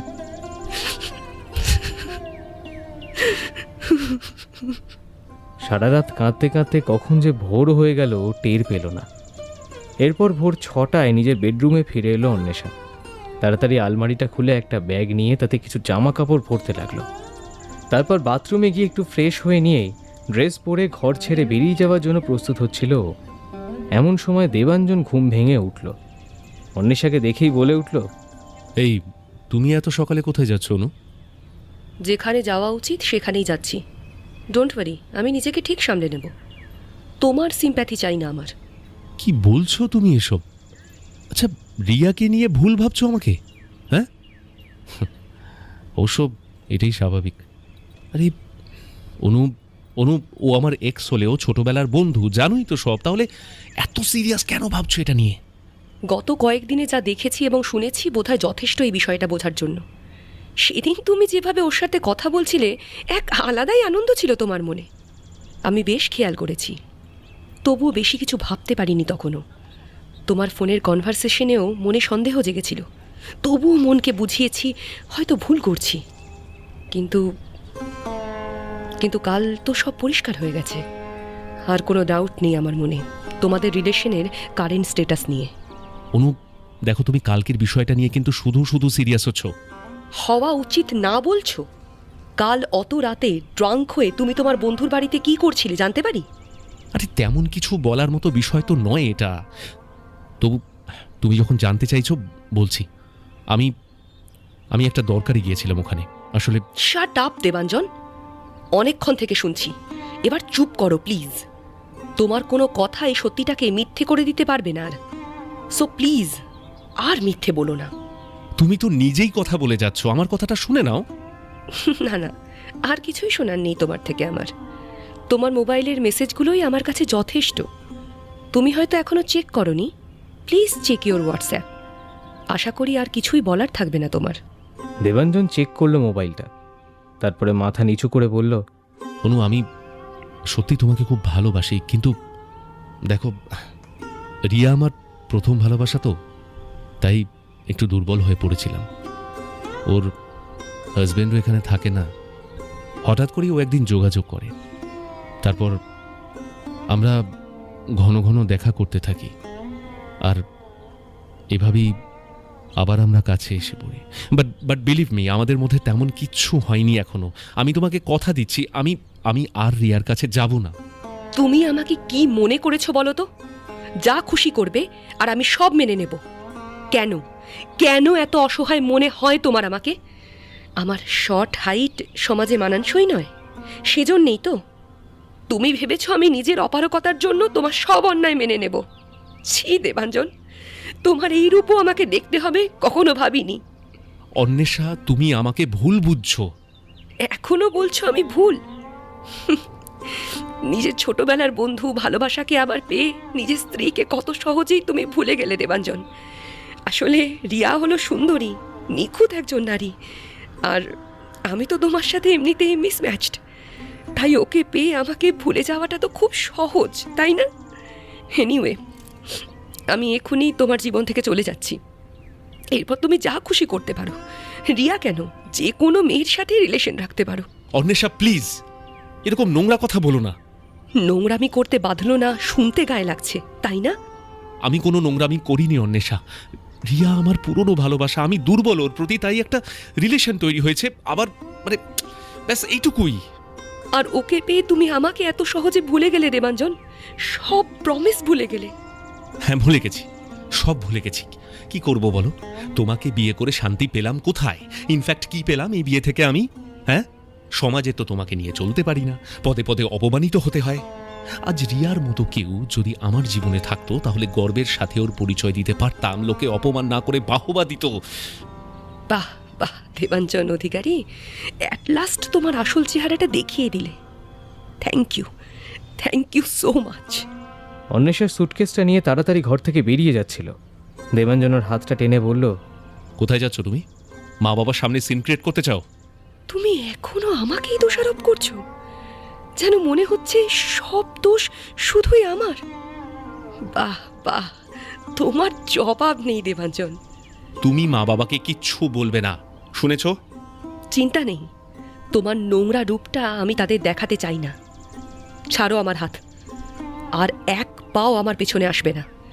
আজ থেকে তোমার আর আমার পথ আলাদা। ইনফ্যাক্ট আজকের পরে আমি তোমার মুখও দেখতে চাই না। Good bye. Okay okay okay okay okay, good bye. And please ভুল করেও আর আমার মুখ দেখতে আসবে না, কথাটা মনে রেখো।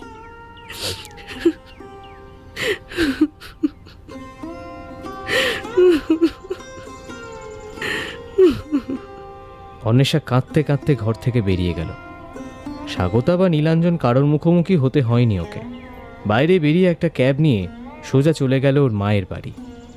বিদিশা তার মেয়েকে এভাবে অসময় সুটকেস হাতে দেখে একটু তো আশ্চর্য হলো। জিজ্ঞাসা করলেন, অনি, তুই এই সময় এভাবে? আমি যদি কদিন তোমার কাছে থাকি, তোমার কি তাতে কোনো আপত্তি আছে মা? এ তুই কেমন কথা বলছিস অনি? আপত্তি কেন থাকবে? কিন্তু আমার না তোকে দেখে ঠিক ভালো লাগছে না। মনে হচ্ছে তোর মধ্যে কিছু একটা তো হয়েছে। মা, আমি একটু ফ্রেশ হয়ে নিয়ে তোমার সাথে কথা বলি। অন্বেষা সুটকেস নিয়ে ভেতরে চলে গেল। তারপর কিছুক্ষণের মধ্যেই ফ্রেশ হয়ে মায়ের কাছে এলো। প্রথমে মাথা নিচু করে বসেই ছিল, তারপর বিদিশা ওর হাতে হাত রেখে একটু কাছে এসে বসতেই কান্নায় ভেঙে পড়ল অন্বেষা। মা, আমাদের সম্পর্কটা আর থাকলো না। মা, ঠকে গেলাম, আমি ঠকে গেলাম। মানুষ চিনতে ভুল করে ফেলেছি মা, অনেক বড় ভুল করে ফেলেছি, অনেক বড় ভুল। কি হয়েছে আমাকে একটু খুলে বলবি অনি? হঠাৎ তোদের মধ্যে কি এমন হলো যে? সব সব শেষ হয়ে গেল মা। হঠাৎই একটা বড় ঝড় এসে সব তছনছ করে দিয়ে চলে গেল। সব শেষ, আর কিছুই অবশিষ্ট নেই আমাদের মধ্যে মা। সব সব শেষ। সমস্ত ঘটনা জানালো মাকে। সব শোনার পরে বিদিশা বললেন, তোর কোথাও ভুল হচ্ছে না তো মা? দেখা, আমি যতদূর দেবাঞ্জনকে চিনেছি, ও কিন্তু পিছনে ফিরে তাকানোর মতো ছেলে নয়। তাহলে ও এভাবে হঠাৎ এক্সের সাথে জড়িয়ে পড়লো কিভাবে? হতেই তো পারে মা, এই দুনিয়ায় কোনো কিছুই তো অসম্ভব নয়। আর আমি তো এমনিতেই কুৎসিত, ওর সাথে তো আমাকে মানাই না। খুব সহজেই তাই জড়িয়ে পড়েছে সম্পর্কে। আর ভুল করার মতো তো কোনো প্রশ্নই নেই মা।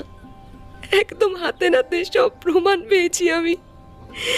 এত আফসোস হচ্ছে ভাবলে, কেন সেদিন গিয়েছিলাম দৌড়ে ওর কাছে। না গেলে তো আজ এভাবে ফিরে আসতে হতো না মা।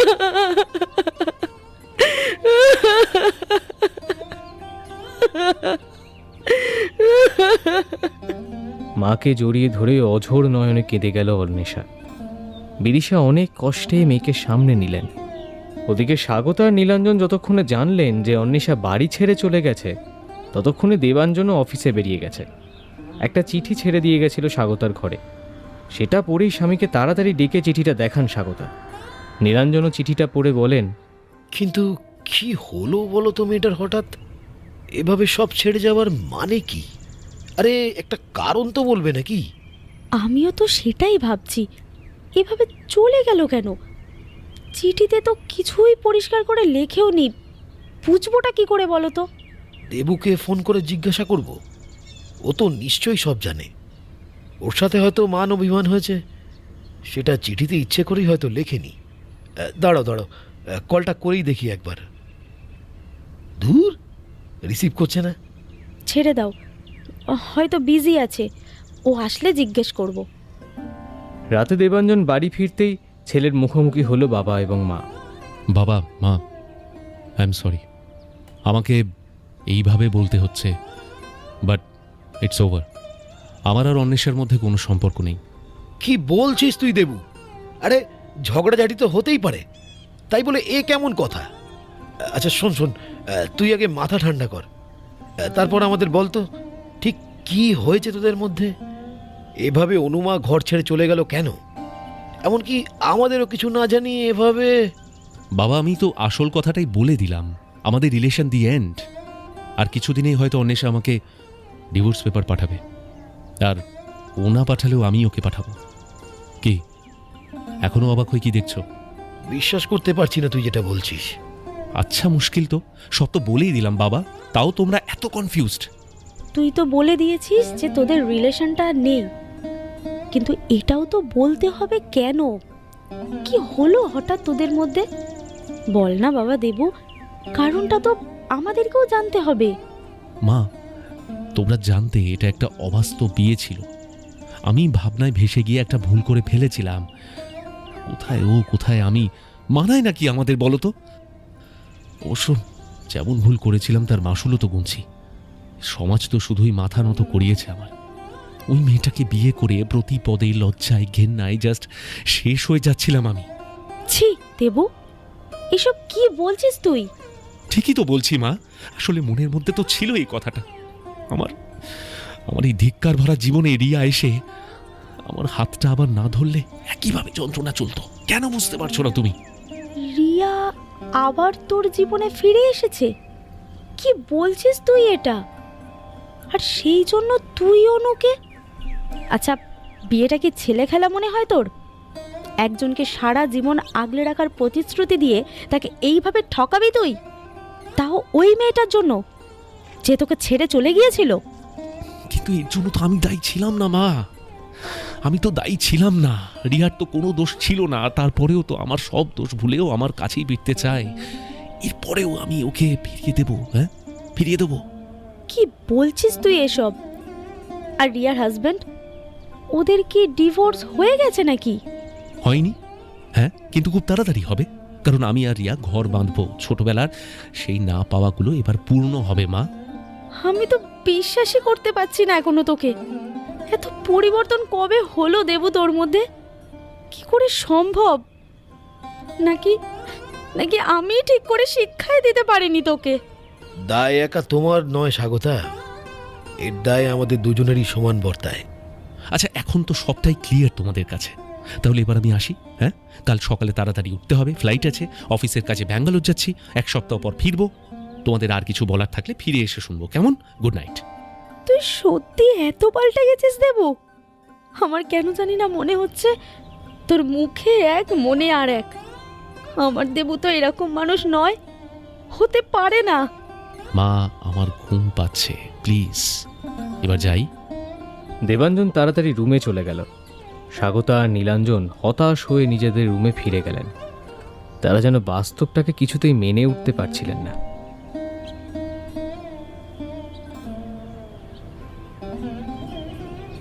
পরের দিন সকালে উঠে ব্যাঙ্গালোরের উদ্দেশ্যে রওনা দিল দেবাঞ্জন।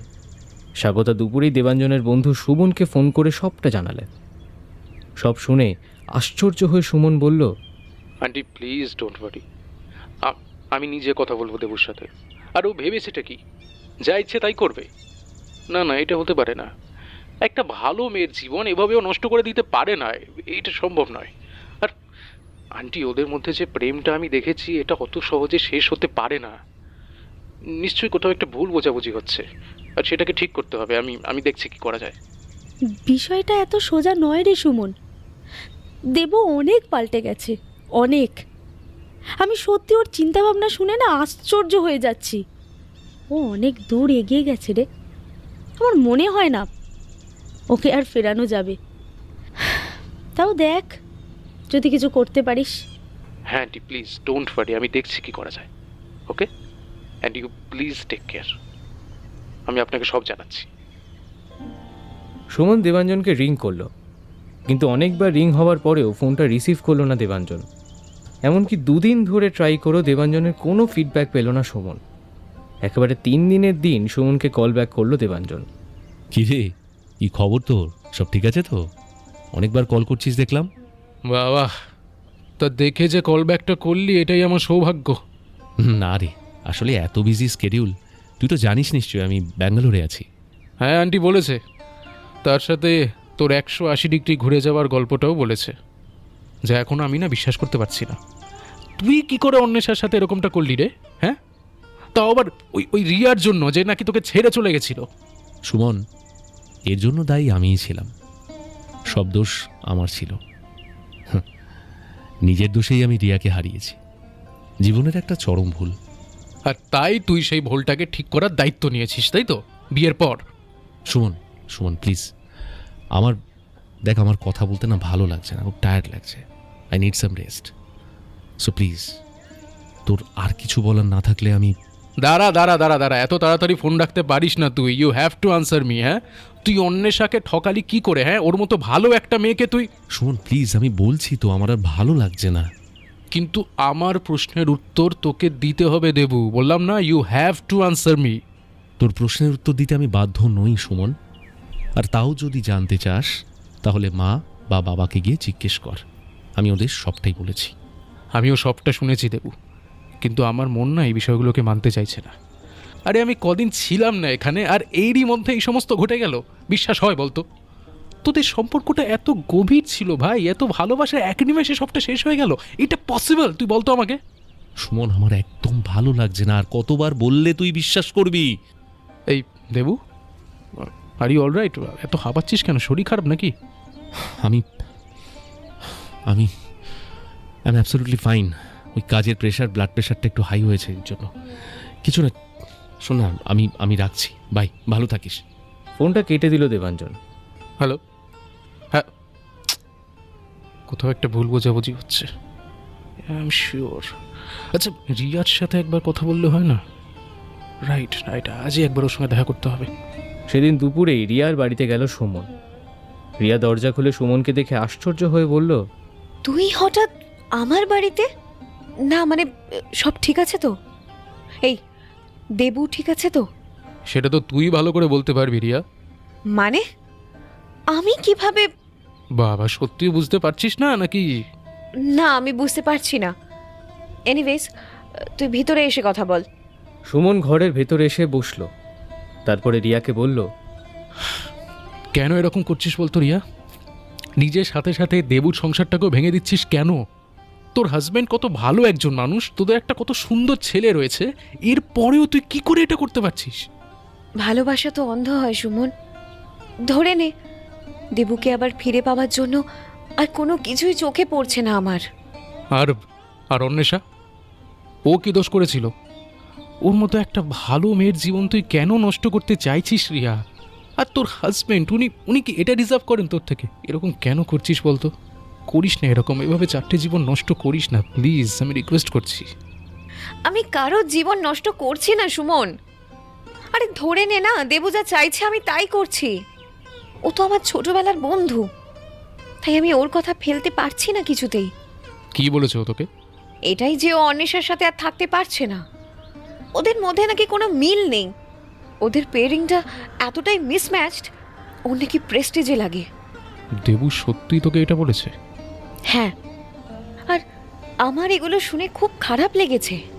দেখ, আমি তো ওকে শুধুই আমার একাকিত্ব কাটানোর জন্যই রেখেছিলাম।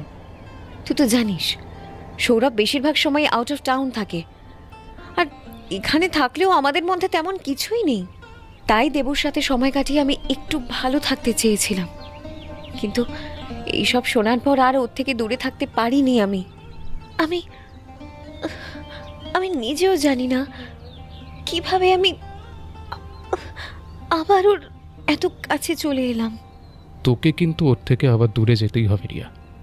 আমি তোদের কিছুতেই এক হতে দেব না। হ্যাঁ, দেবু শুধু অন্বেষার, ওদের মধ্যে কোনো তৃতীয় ব্যক্তিকে আসতে আমি দেব না। তোকে আমি ওয়ার্নিং দিলাম, আবার নিজের লাইফে ফিরে যা, দেবুকে ছেড়ে দে, না হলে কিন্তু... না হলে কি? বল, কি করবি তুই? তুই না আসলে কিছুই আর করতে পারবি না।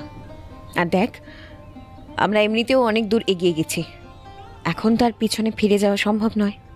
আর তোর না এই ফাঁকা হুমকিতেও আর ভয় পাই না আমি সুমন। ওকে, তাহলে এটাই তোর শেষ কথা তো? অলরাইট, তাহলে দেখে নিস আমি কি করতে পারি। দেখে নে, নো প্রবলেম। তুই হয়তো আমাকে হালকাভাবে নিচ্ছিস, তাই না? কিন্তু শুনে রাখ রিয়া, একটা এত সুন্দর সম্পর্ককে বাঁচানোর জন্য আমাকে যা করতে হয় আমি সেটাই করব। Mind it. সুমন তাড়াতাড়ি বেরিয়ে গেল। আরও যেতেই রিয়া দেবাঞ্জনকে ফোন করলো। তুই জানিস সুমন এসেছিল, আমাকে ওয়ার্নিং দিয়ে গেছে। ওরা দোষ কি বল? আসলে ও তো তোকে খুব ভালোবাসে। তুই বোধহয় সত্যিই কাজটা ঠিক করিসনি, আর একটু ভেবে ডিসিশন নিতে পারতিস। যাই হোক, কাল যাচ্ছি আমি তোর কাছে, কথা আছে। রিয়া, কাল আমি সারাদিন বিজি থাকবো। তুই তো জানিসই আমার ব্যস্ততার কারণটা, আর রাতে ফিরে বোধহয় আর তোর সাথে কথা বলার মতো এনার্জি থাকবে না। বুঝতে পারছি। ওকে, আমি পরশুদিন আসবো তাহলে। Bye, and please take care. হ্যাঁ, টেক কেয়ার, ভালো থাকিস, অ্যান্ড থ্যাংক ইউ। ফোনটা কেটে দিল দেবাঞ্জন। ওদিকে সুমন কিছুক্ষণ রিয়ার বাড়ির সামনেই দাঁড়িয়েছিল, কিন্তু আড়ালে। আসলে মনে মনে ও একটা কিছু প্ল্যান করছিল। এমন সময় দেখলো রিয়ার হাজব্যান্ড সৌরভ তার ছেলেকে নিয়ে বাড়িতে ঢুকলো। রিয়া ওদের দরজাও খুলে দিল। তারপর স্বামী স্ত্রীর মধ্যে কিছু কথা হচ্ছিল, সেটা দূর থেকে বোঝা গেল। এরপরই দরজা বন্ধ করে দিল রিয়া। আশ্চর্য হয়ে সুমন ভাবল, এ কি, সৌরভদা তো দুবাইতে শুনলাম, আন্টি তো তাই বললেন, আর রিয়াও তো তাই বললো, কিন্তু দেখে তো মনে হচ্ছে এখানেই আছে। মিথ্যে বললো কেন? মনের মধ্যে অনেকগুলো প্রশ্ন নিয়েই ওখান থেকে চলে গেল সুমন। ওদিকে অন্বেষা এখন মায়ের বাড়িতেই ডান্স ক্লাস খুলে বসেছে। অনেক কষ্টে নিজেকে কাজের মধ্যে ব্যস্ত রেখে যন্ত্রণা ভুলে থাকতে চাইছিল ও, কিন্তু চেষ্টা করলেও তো দেবাঞ্জনকে ভুলতে পারছে না। বিদিশা সব বুঝেও কিচ্ছু করতে পারছিল না মেয়ের জন্য। হয়তো তার হাতে কিছু নেইও, তিনি অসহায়। তবে তো চিন্তা কিছুটা কম করতে একদিন সুমন এসে হাজির হলো। ঘরের দরজা খোলাই ছিল, বারান্দায় বসেছিলেন বিদিশা। আসবো কাকিবা? আরে সুমন, এসো, ভেতরে এসো। সুমন ভেতরে এসে বসলো, বলল, কাকিমা, আমি খুব চেষ্টা করেছি যাতে ওরা আবার এক হয়ে যায়। ওদের সম্পর্কটা যেভাবেই হোক না কেন আবার আগের মতো ঠিক করে দেবো আমি। আমাকে করতেই হবে। ভেতর থেকে বেরিয়ে এলো অন্বেষা, বলল, কি করে কি করবে সুমনদা? যার মনের মধ্যেই আমি আর নেই, যে আমাকে আর ভালোই বাসে না, হয়তো কোনোদিনই বাসেনি, যার আমাকে স্ত্রী বলে পরিচয় দিতে লজ্জা লাগে, তার সাথে আমার সম্পর্ক কি করে ঠিক করবে তুমি? আমি সেটা জানি না বৌদি, কিন্তু তোমাদের কিছুতেই আমি আলাদা হতে দেবো না, আই প্রমিস। কিছুতেই না। আর আর আর আমার বিশ্বাস যে দেবু এতটা পাল্টে যেতে পারে না। হয়তো কোনো একটা মিসআন্ডারস্ট্যান্ডিং হয়েছে, কোনো কারণে ওর মাইন্ডটা চেঞ্জ হয়ে গেছে। হয়তো নিজেও বুঝতে পারছে না যে কত বড় ভুল করতে চলেছে, কিন্তু ও আবার ঠিক পথে আসবে। আমি তোমাকে প্রমিস করছি, আসবেই। সুমনদা, এটা তোমার বন্ধুর প্রতি ভালোবাসা ছাড়া আর কিছুই না। হ্যাঁ, এ কথা ঠিক যে সেবার তুমি আমাদের এক করেছিলে, কিন্তু তখন পরিস্থিতি আলাদা ছিল। তোমার বন্ধু ভুল করে হলেও আমাকে ভালোবেসে ফেলেছিল, আর এখন তো সে তার পুরনো ভালোবাসা ফিরে পেয়েছে। তাহলে তাকে ছেড়ে আমার কাছে আসবেই বা কেন? শোনো, তুমি এটা মেনে নাও যে আমাদের মধ্যে সব শেষ হয়ে গেছে। অযথা বৃথা চেষ্টা করে কষ্ট পেও না প্লিজ। আর তোমাকে জানিয়ে দিই, আমি উকিলের সাথে কথা বলে নিয়েছি, খুব তাড়াতাড়ি ডিভোর্স ফাইল করব। হ্যাঁ, এটা কি বলছো বৌদি? না না না, এত তাড়াহুড়ো করো না, আমাকে একটু সময় দাও। আমি তো বললাম সবটা ঠিক করে দেবো, একটু সময় দাও আমাকে, বড্ড তাড়াহুড়ো হয়ে যাচ্ছে। সুমনদা, প্লিজ প্লিজ নিজেকে শক্ত করো আর বাস্তবটা মেনে নাও। কিন্তু জানো তো, আমাদের সম্পর্কের প্রতি তোমার এত ভালোবাসা আর বিশ্বাস দেখে তোমার প্রতি শ্রদ্ধা আরও কয়েক গুণ বেড়ে গেল আমার। সুমন আর কিছুই বলল না, মাথা নিচু করে হতাশ হয়ে চলে গেল। এরপরে গাড়ি ড্রাইভ করে দেবাঞ্জনের বাড়িতে ওর মা বাবার সঙ্গে দেখা করতে আসছিল সুমন।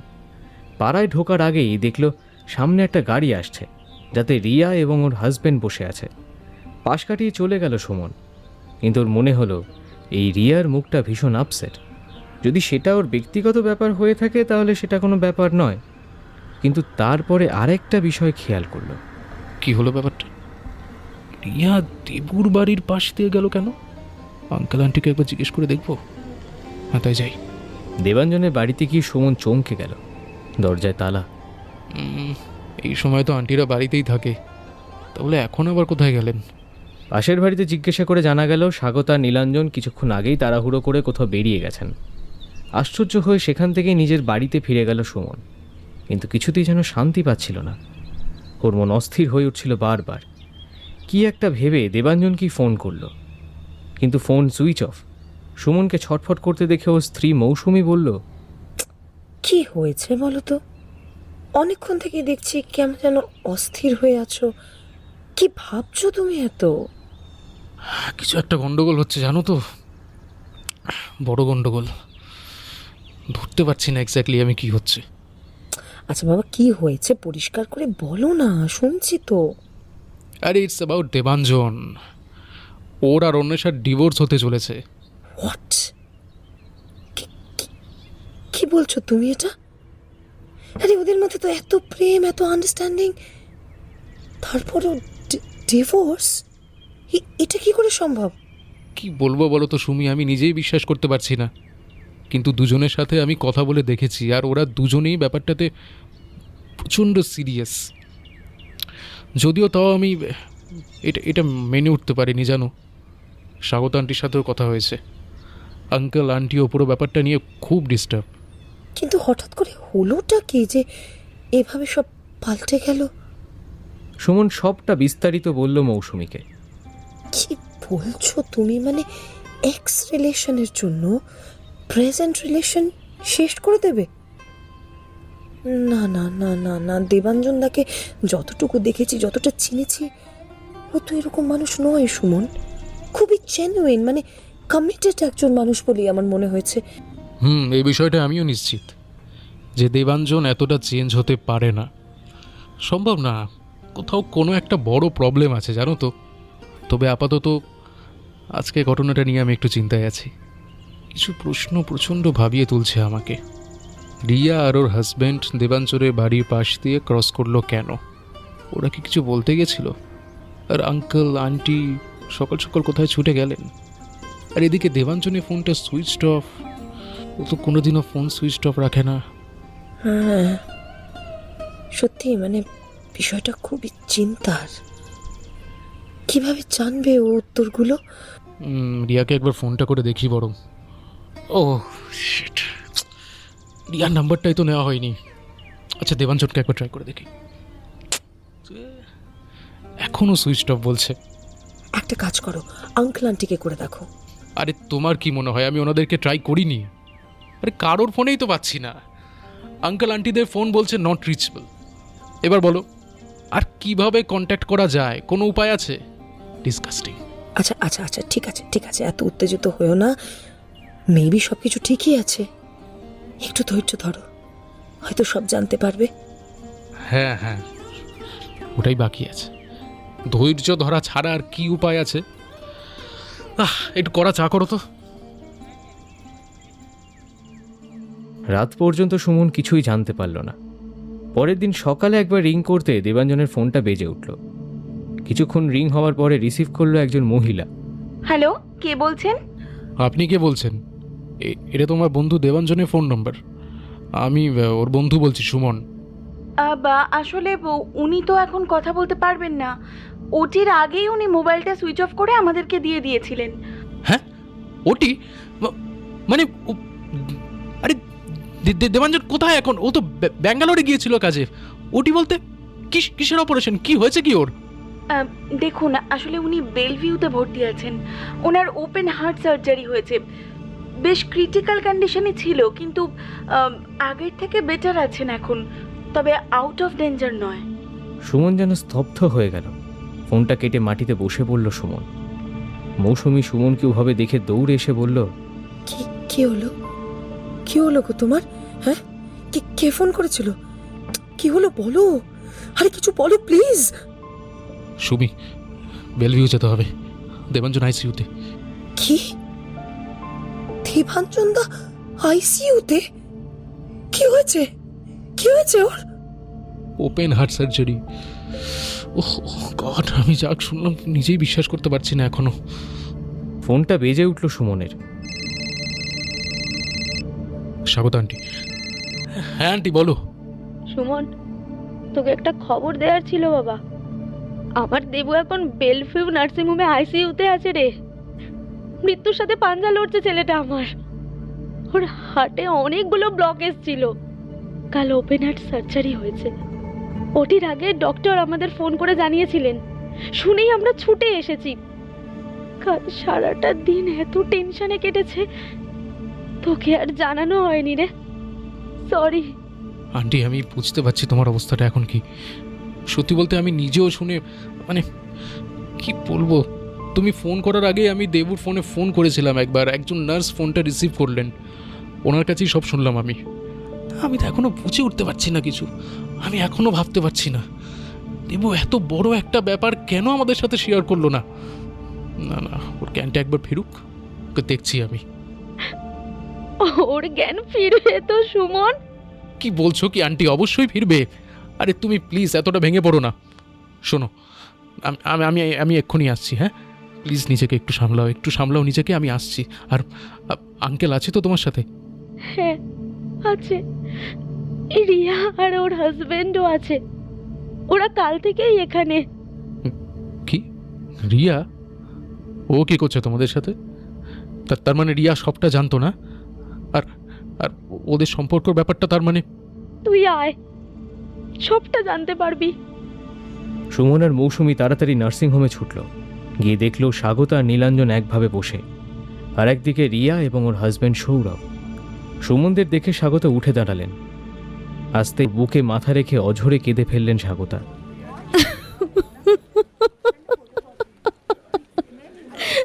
আন্টি আন্টি প্লিজ এরকম ভাবে কেঁদো না। দেখো দেবু তো লড়ছে, ও তো আমাদের জন্যই ভালো হতে চাইছে। তাহলে আমাদের তো ওর শক্তি হতে হবে, তাই না? এরকম ভাবে ভেঙে পড়লে কি করে চলবে? আন্টি প্লিজ একটু সামলাও নিজেকে। ডক্টর 72 ঘন্টা টাইম দিয়েছে, জানি না কি হবে। উফ, এই টেনশন আর নিতে পারছি না আমি। এত চিন্তা করো না কাকু, দেবু একদম ভালো হয়ে যাবে। তুমি দেখো ওর সব বিপদ কেটে যাবে। তুই বোধহয় দেবুর হার্ট ব্লকের বিষয়টা সবই জানতি, তাই না? কি রে? হ্যাঁ জানতাম, কারণ আমাকে দেবুই জানিয়েছিল। আর সব জেনেও আমাদের কাউকে কিছুই জানানোর প্রয়োজন মনে করিসনি। এমনকি এত সুন্দর একটা সম্পর্ক ভেঙে গেল, তাও তুই চুপ করে থাকলি। বাহ, সাবাস, তোর তো জবাব নেই রে রিয়া। তো আমি কি করতাম তুমি বলো? দেবুর কথা যে আমি কিছুতেই অগ্রাহ্য করতে পারিনি। এই এক সেকেন্ড, তোদের মধ্যে নতুন করে সম্পর্কের বিষয়টা তার মানে পুরোটাই ফেক, কি তাই তো? আমি কি ঠিক বললাম? হ্যাঁ ঠিকই বলেছিস, সবটা একটা সাজানোর নাটক ছিল। দেবুর ইচ্ছে পূরণ করতে না চাইতেও আমাকে এটা করতেই হয়েছে। কিন্তু দেবু এই নাটকটা করতে গেল কেন? কারণ ও চায়নি ওর জন্য কেউ কষ্ট পাক, তাই সবার কাছে ও নিজেকে খারাপ করতে চেয়েছিল, স্পেশালি অন্বেষার কাছে। আর রিয়া আরও কিছু বলতে যাচ্ছিল, এমন সময় একটা অ্যানাউন্সমেন্ট হলো। আইসিইউ বেড নাম্বার 246 এর বাড়ির লোক থাকলে দেখা করবেন। দেবুর বেড নম্বর তো? আমি শুনে আসি কি বলছে। স্বাগতা, আমি আসছি। আঙ্কেল আমিও যাব প্লিজ। আচ্ছা আচ্ছা, হ্যাঁ চলো চলো। সুমন আর নীলাঞ্জনের সঙ্গে রিয়ার হাজব্যান্ড সৌরভও গেল। সে নিজে একজন হার্ট স্পেশালিস্ট, তাই রিয়ার কাছ থেকে বিষয়টা জানার পরে সে নিজেই বেলভিউ নার্সিংহোমে দেবাঞ্জনের ওটির ব্যবস্থা করেছে। ওটি করেছে সৌরভেরই এক বন্ধু, যে ওপেন হার্ট সার্জারিতে স্পেশালিস্ট। কিছুক্ষণ পরে ওরা ফিরে এলো। স্বাগতা সুমনকে জিজ্ঞেস করলো, কি বললেন ডক্টর?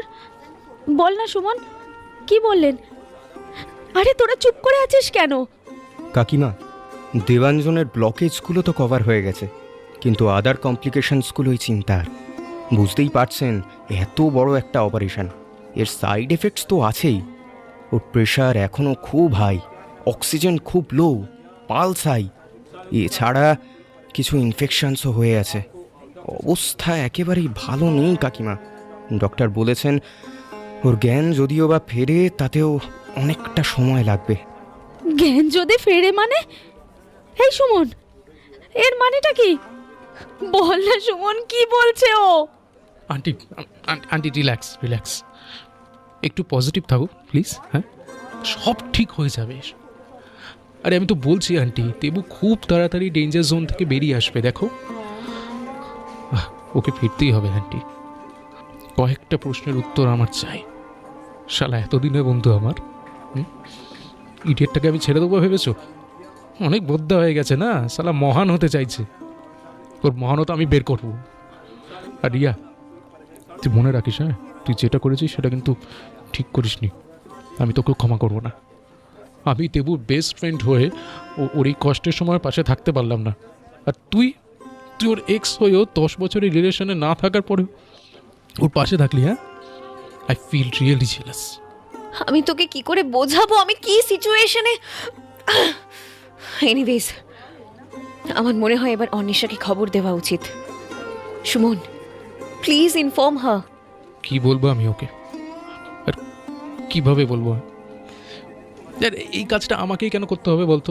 আন্টি, আমি ফোনটা করে আসছি। সুমন ফোন করলো অন্বেষাকে। হ্যাঁ সুমনদা, বলো। হঠাৎ এই সময়? না মানে তোমার তো এখন অফিসে পিক টাইম। বৌদি, দেবু, আমি তোমার বন্ধুর বিষয়ে কিছু শুনতে চাই না সুমনদা। ডিভোর্স পেপার কুরিয়ার করে দিয়েছি, হোপফুলি কালকেই ওর কাছে পৌঁছে যাবে। তুমি শুনে নাও আগে আমি কি বলছি। এখন আর কিছুই বলার বা শোনার নেই, সব কথা কোর্টে হবে। সো প্লিজ, তোমার অন্য কিছু বলার থাকলে বলো, না হলে আমি। বৌদি, ফোনটা কেটে দিও না please. It's emergency. It's about Debu. Please শোনো। কি হয়েছে ওর? শরীর খারাপ? হ্যাঁ, খুবই খারাপ, খুব খারাপ। আইসিইউতে আছে। তুমি বেলভিউ নার্সিং হোমে চলে এসো এক্ষুনি প্লিজ। একটু সময় নষ্ট করো না প্লিজ। কিন্তু কি হয়েছে ওর? ও মৃত্যুর সাথে লড়াই করছে বৌদি। তুমি চলে এসো প্লিজ। আমি ডিটেলসটা সব বলছি। আর একা আসবে না, কাকিমাকে নিয়ে এসো। অন্বেষার হাত থেকে ফোনটা পড়ে গেল। বিদিশা মেয়ের মুখ দেখে বুঝতে পেরেছিলেন কিছু একটা সিরিয়াস হয়েছে। কি হয়েছে অনি? বল। কি রে মা, বল, কিছু বল। মা, বেলভিউ নার্সিং হোমে চলো এক্ষুনি। নার্সিং হোমে গিয়ে সুমনকে জিজ্ঞাসা করলো অন্বেষা। সুমনদা প্লিজ প্লিজ আমাকে বলবে একবার, ও ঠিক কি হয়েছে?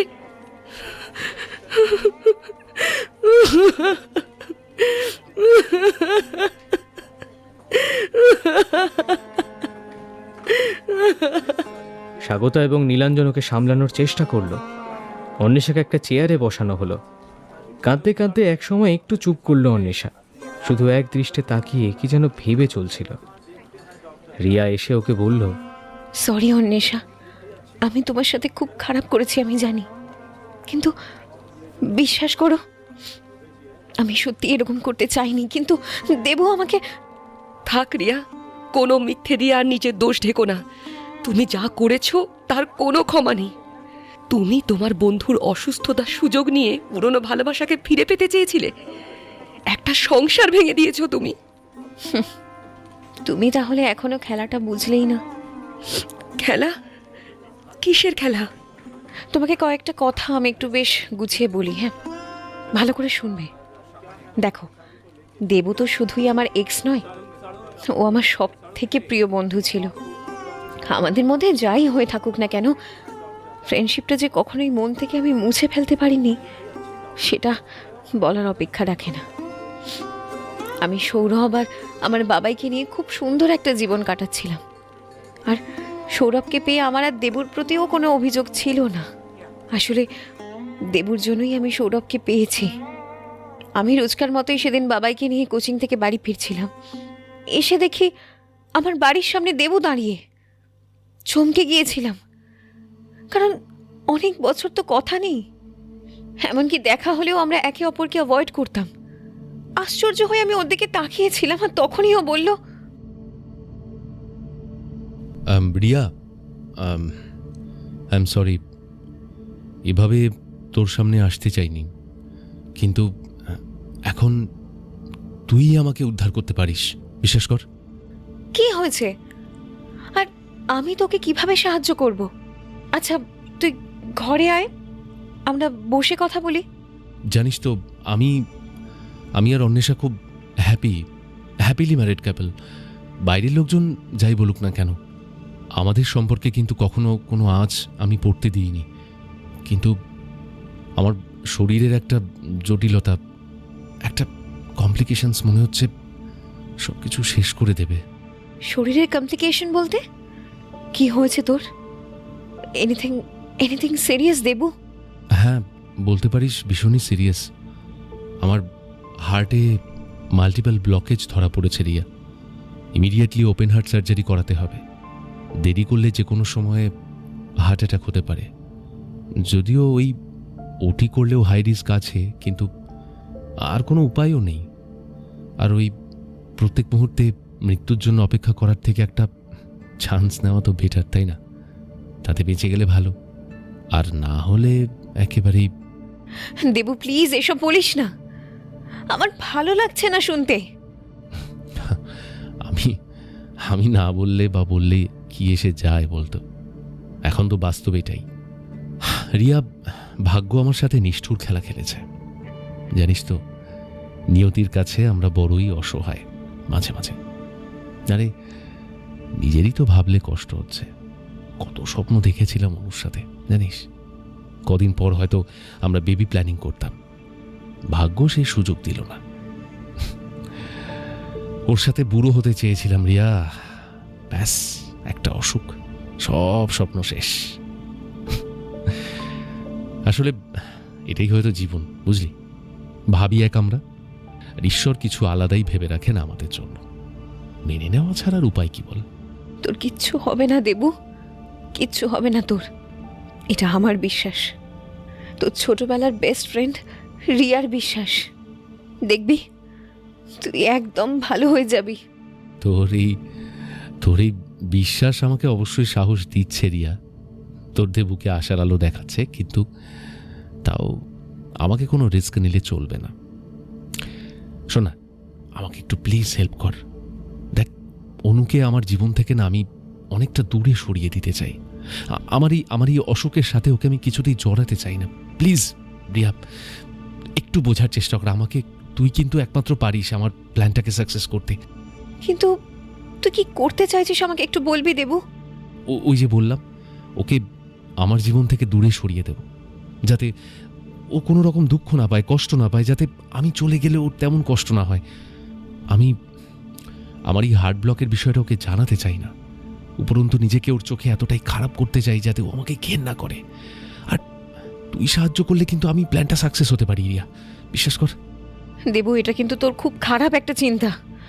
যেই মানুষটা তোকে এত ভালোবাসে তাকে এত বড় একটা কথা জানাবি না, নিজের কষ্টটা ওর সাথে ভাগ করবি না, তার উপর নিজেকে খারাপ করে। না না দেবু, এটা অন্যায়। এটা তুই অনিশের সাথে অন্যায় করবি। আচ্ছা, এটা ভেবে দেখেছিস যদি তুই বেঁচে যাস, যদি কেন বলছি, আমার বিশ্বাস তুই ভালো হয়ে যাবি। আর তখন যদি সত্যিটা একবার অন্বেষা জানতে পারে, তোকে ক্ষমা করবে তো? আমি তো চাই ও কোনোভাবেই না জানুক। দেখ আমি মারা গেলে হয়তো ও জেনে যাবে, কিন্তু বেঁচে গেলেও আমি চাই না ওর সামনে আর যেতে। আর যাই হোক না কেন, আমি তো বেঁচে গেলেও আর আগের মতো সুস্থ লাইফ পাবো না, তাই না? অনেক কমপ্লিকেশনস থাকবে, হাজারটা রেস্ট্রিকশন থাকবে। রিয়া, আমি কোনোভাবেই ওকে আমার জীবনে আর আসতে দিতে চাই না। পেয়েছিস তোর উত্তর? প্লিজ রিকোয়েস্ট তোকে, তুই আমাকে হেল্প কর। দেখ, আমি তোর কাছে হাত জোর করে বলছি, প্লিজ রিয়া। কি করতে হবে আমাকে? কি করতে হবে? মিথ্যে প্রেমের নাটক।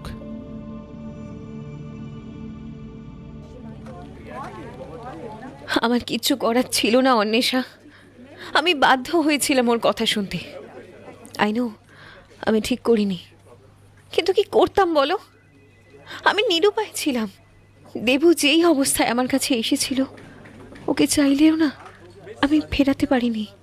অন্বেষা, দেবু শুধুই তোমার, ও শুধু তোমাকেই ভালোবেসেছে। আর এই জীবনে ওর থেকে বেশি বোধ হয় তোমাকে কেউ আর ভালোবাসতে পারবে না। তাই প্লিজ ওর উপর আর রাগ করে থেকো না। আমি প্রে করি ও যেন একদম সুস্থ হয়ে যায়। আর তোমরা দুজন একসাথে অনেক দূর এগিয়ে যাও। হাপুস নয়নে কেঁদে চলেছে অন্বেষা। ওর শরীর কাঁপছে। রিয়া ওর কাঁধে হাত রাখল, কিন্তু কিভাবে ওকে সামলাবে বুঝে উঠতে পারছিল না। এমন সময় স্বাগতা আসতেই রিয়া উঠে দাঁড়ালো। ইশারায় স্বাগতাকে বলল অন্বেষাকে সামলাতে। স্বাগতা অন্বেষাকে জড়িয়ে ধরে পাশে বসলো। অন্বেষা কাঁদতে কাঁদতে বলল, কেন মা, কেন তোমার ছেলে এরকম কেন করলো আমার সাথে? আমি তো আমার সবটুকু দিয়ে ওকে ভালোবেসেছিলাম, তাহলে কেন এত দূরে সরিয়ে দিল আমাকে? ওর এত বড় একটা কষ্টে কেন আমাকে পাশে থাকতে দিল না মা? উত্তর একটাই অনু, দেবু যে তোকে জীবন দিয়ে ভালোবাসে, তাই তো তোর কষ্টের কথা ভেবেই তোকে ওর থেকে দূরে সরিয়ে দিয়েছে। ওকে এই অবস্থায় দেখলে যে তোর কতটা কষ্ট হবে এটা ও জানতো, তাই হয়তো ঠিক করিনি ও এটা। এর জন্য আমি ওকে কোনো দিন ক্ষমা করবো না, কোনো দিনও না। দেবুর নাকি মাঝে মাঝে জ্ঞান ফিরছে, কিন্তু আবার ঘুমিয়ে পড়ছে। ডক্টর বলছেন ভালো করে জ্ঞান ফিরতে হয়তো আরও একদিন লাগবে। আমি অপেক্ষা করব বাবা। আমার বিশ্বাস এই অপেক্ষা তাড়াতাড়ি শেষ হবে। এখনো ভালো করে ঘুমিয়ে নিক, কারণ জেগে উঠলেই ওকে আমার সব প্রশ্নের উত্তর দিতে হবে। ছাড়বো না আমি ওকে, কিছুতেই না। দুদিন নির্ঘুম রাতের পরে অবশেষে ভালো খবর পেল দেবাঞ্জনের কাছের মানুষরা। চোখ খুলে তাকিয়েছে দেবাঞ্জন। ডক্টরকে জিজ্ঞেস করলো তার বাবা মার কথা। খবর পেয়ে হসপিটালে ছুটে এসেছিলেন স্বাগতা এবং নীলাঞ্জন। গত দুদিন এইভাবেই হসপিটালেই আছে, শুধু রাতটুকু বাড়ি যেত। স্বাগতার অনেক অনুরোধেও সে নিজের সিদ্ধান্ত থেকে নড়েনি। ঠায় অপেক্ষা করে গেছে ওর স্বামীর জন্য।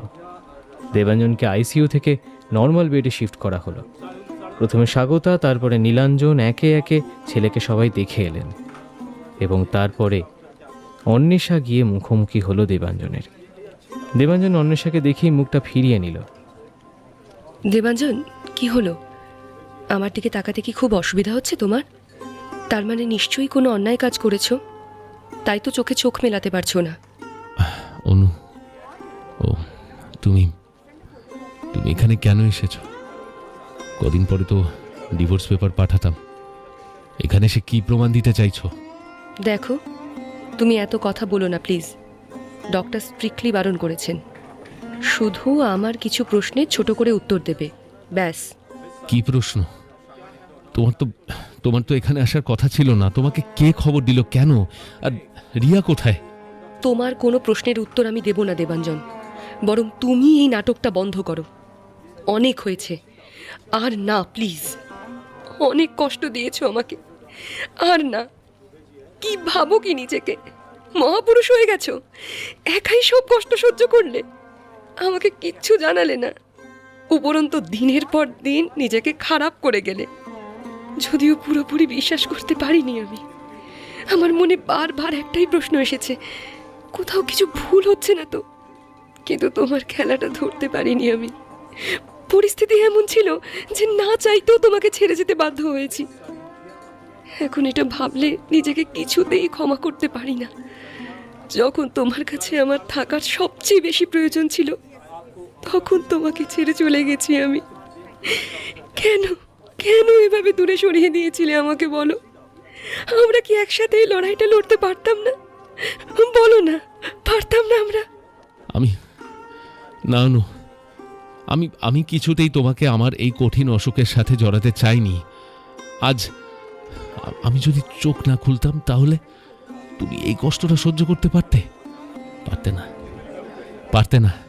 তার চেয়ে একটা বিশ্বাসঘাতক স্বামীর সাথে তুমি অনেক সহজে অ্যাকসেপ্ট করে নিতে পারতে। অনু, শাট আপ। আর একটাও বাজে কথা বলবে না তুমি। অনেক খারাপ করেছো আমার সাথে, আর নিজের সাথেও। আর না, আমাকে আর কখনো নিজের থেকে আলাদা করার কথা ভাববেও না তুমি। শুনেছো কি বললাম? অনু, আমার ওপেন হার্ট সার্জারি হয়েছে। লাইফে অনেক জটিলতা আসবে, অনেক কমপ্লিকেশনস আসবে। আমার অনেক রেস্ট্রিকশন থাকবে। অনু, আমি এখনো চাই না তোমাকে আমার সাথে। এটা যদি হসপিটাল না হতো, আর তুমি যদি অসুস্থ না থাকতে তাহলে না জানি আমি কি করে ফেলতাম। এবার তুমি প্লিজ একটু ফালতু কথা বলা বন্ধ করবে? নার্স এসে অন্বেষাকে চলে যেতে বলল। দেখলে তো, তোমার এই বাজে কথাগুলোর জন্য আমি বকা খেলাম। আর 5 মিনিট টাইম ছিল, সেটাও আর পাবো না। কিন্তু যাবার আগে একটা কথা বলে যাচ্ছি, মৃত্যু ছাড়া এই জীবনে তোমার থেকে আমাকে কেউ আলাদা করতে পারবে না, তুমিও না, বুঝেছো? এবার তাড়াতাড়ি সুস্থ হয়ে বাড়ি ফিরে এসো প্লিজ, আমরা অপেক্ষা করছি। অনু, অনু, আমি আমি ভালোবাসি তোমাকে। Sorry, I am sorry Anu, sorry. এই শোনো, এই ফার্স্ট সেন্টেন্সটা আর কখনো বলবে না। ভালোবাসলে একসাথে সব লড়াই লড়তে হয়, ভালোবাসার মানুষকে কাছে রাখতে হয়, তাতে অনেক কঠিন লড়াইও সহজ হয়ে যায়। তুমি তুমি আমাকে কখনোই ভালোবাসোনি দেবাঞ্জন। আচ্ছা, সরি বললাম তো। দেখো, আমি আর কথা বলতে পারছি না, বিশ্বাস করো, কষ্ট হচ্ছে, কষ্ট হচ্ছে। প্লিজ আমাকে তুমি, আমি প্রমিস করছি আর কখনো আমি তোমাকে। আর কিছু বলতে হবে না, আমি সব বুঝে গেছি, ক্ষমা করে দিয়েছি তোমাকে। কিন্তু সুস্থ হলে শাস্তি পাওয়ার জন্য তৈরি থেকো। যা শাস্তি দেবে মাথা পেতে নেব, মাথা পেতে নেব। জানো জানো অনু, আমি দার্জিলিং যাবার আগে সবটা জেনে গেছিলাম। মনে আছে সেই যে প্রথমবার ট্রিপ ক্যান্সেল করলাম, আসলে সেদিন হঠাৎই অফিসে জ্ঞান হারিয়ে ফেলেছিলাম, বলতে পারো ফার্স্ট অ্যাটাক। তারপরই ওই সব টেস্ট করে ধরা পড়েছিল, খুব ভেঙে পড়েছিলাম। অনেক কষ্টে নিজেকে সামলে নিয়ে আবার তোমার কাছে গিয়েছিলাম। তারপর তোমার রাগ অভিমান সব সামলে নিয়ে তোমাকে ওই সারপ্রাইজটি দিলাম ওই দার্জিলিংয়ে।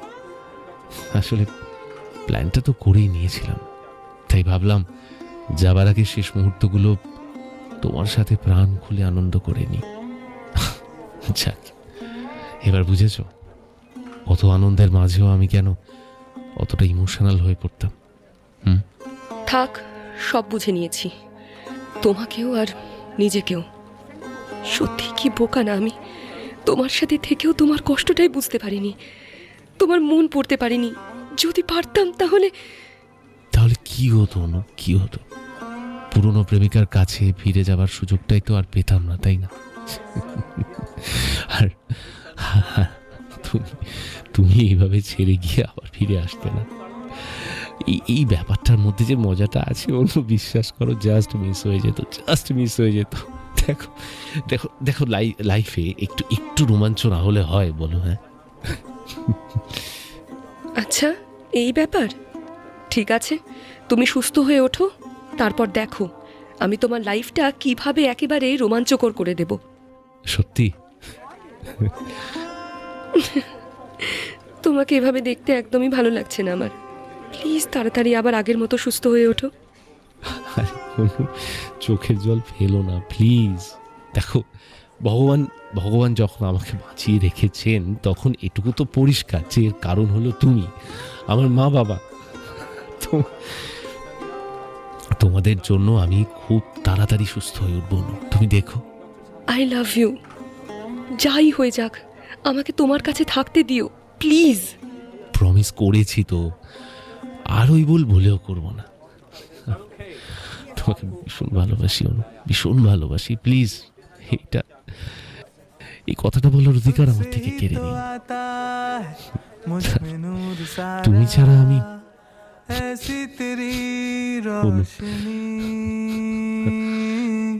तुझसे ही तो रोशन है आसमान सारा, ऐसी तेरी चांदनी, तुझसे ही तो आता है मुझ में नूर सारा, ऐसी तेरी रोशनी, तुझसे ही तो रोशन है आसमान सारा, ऐसी तेरी चांदनी।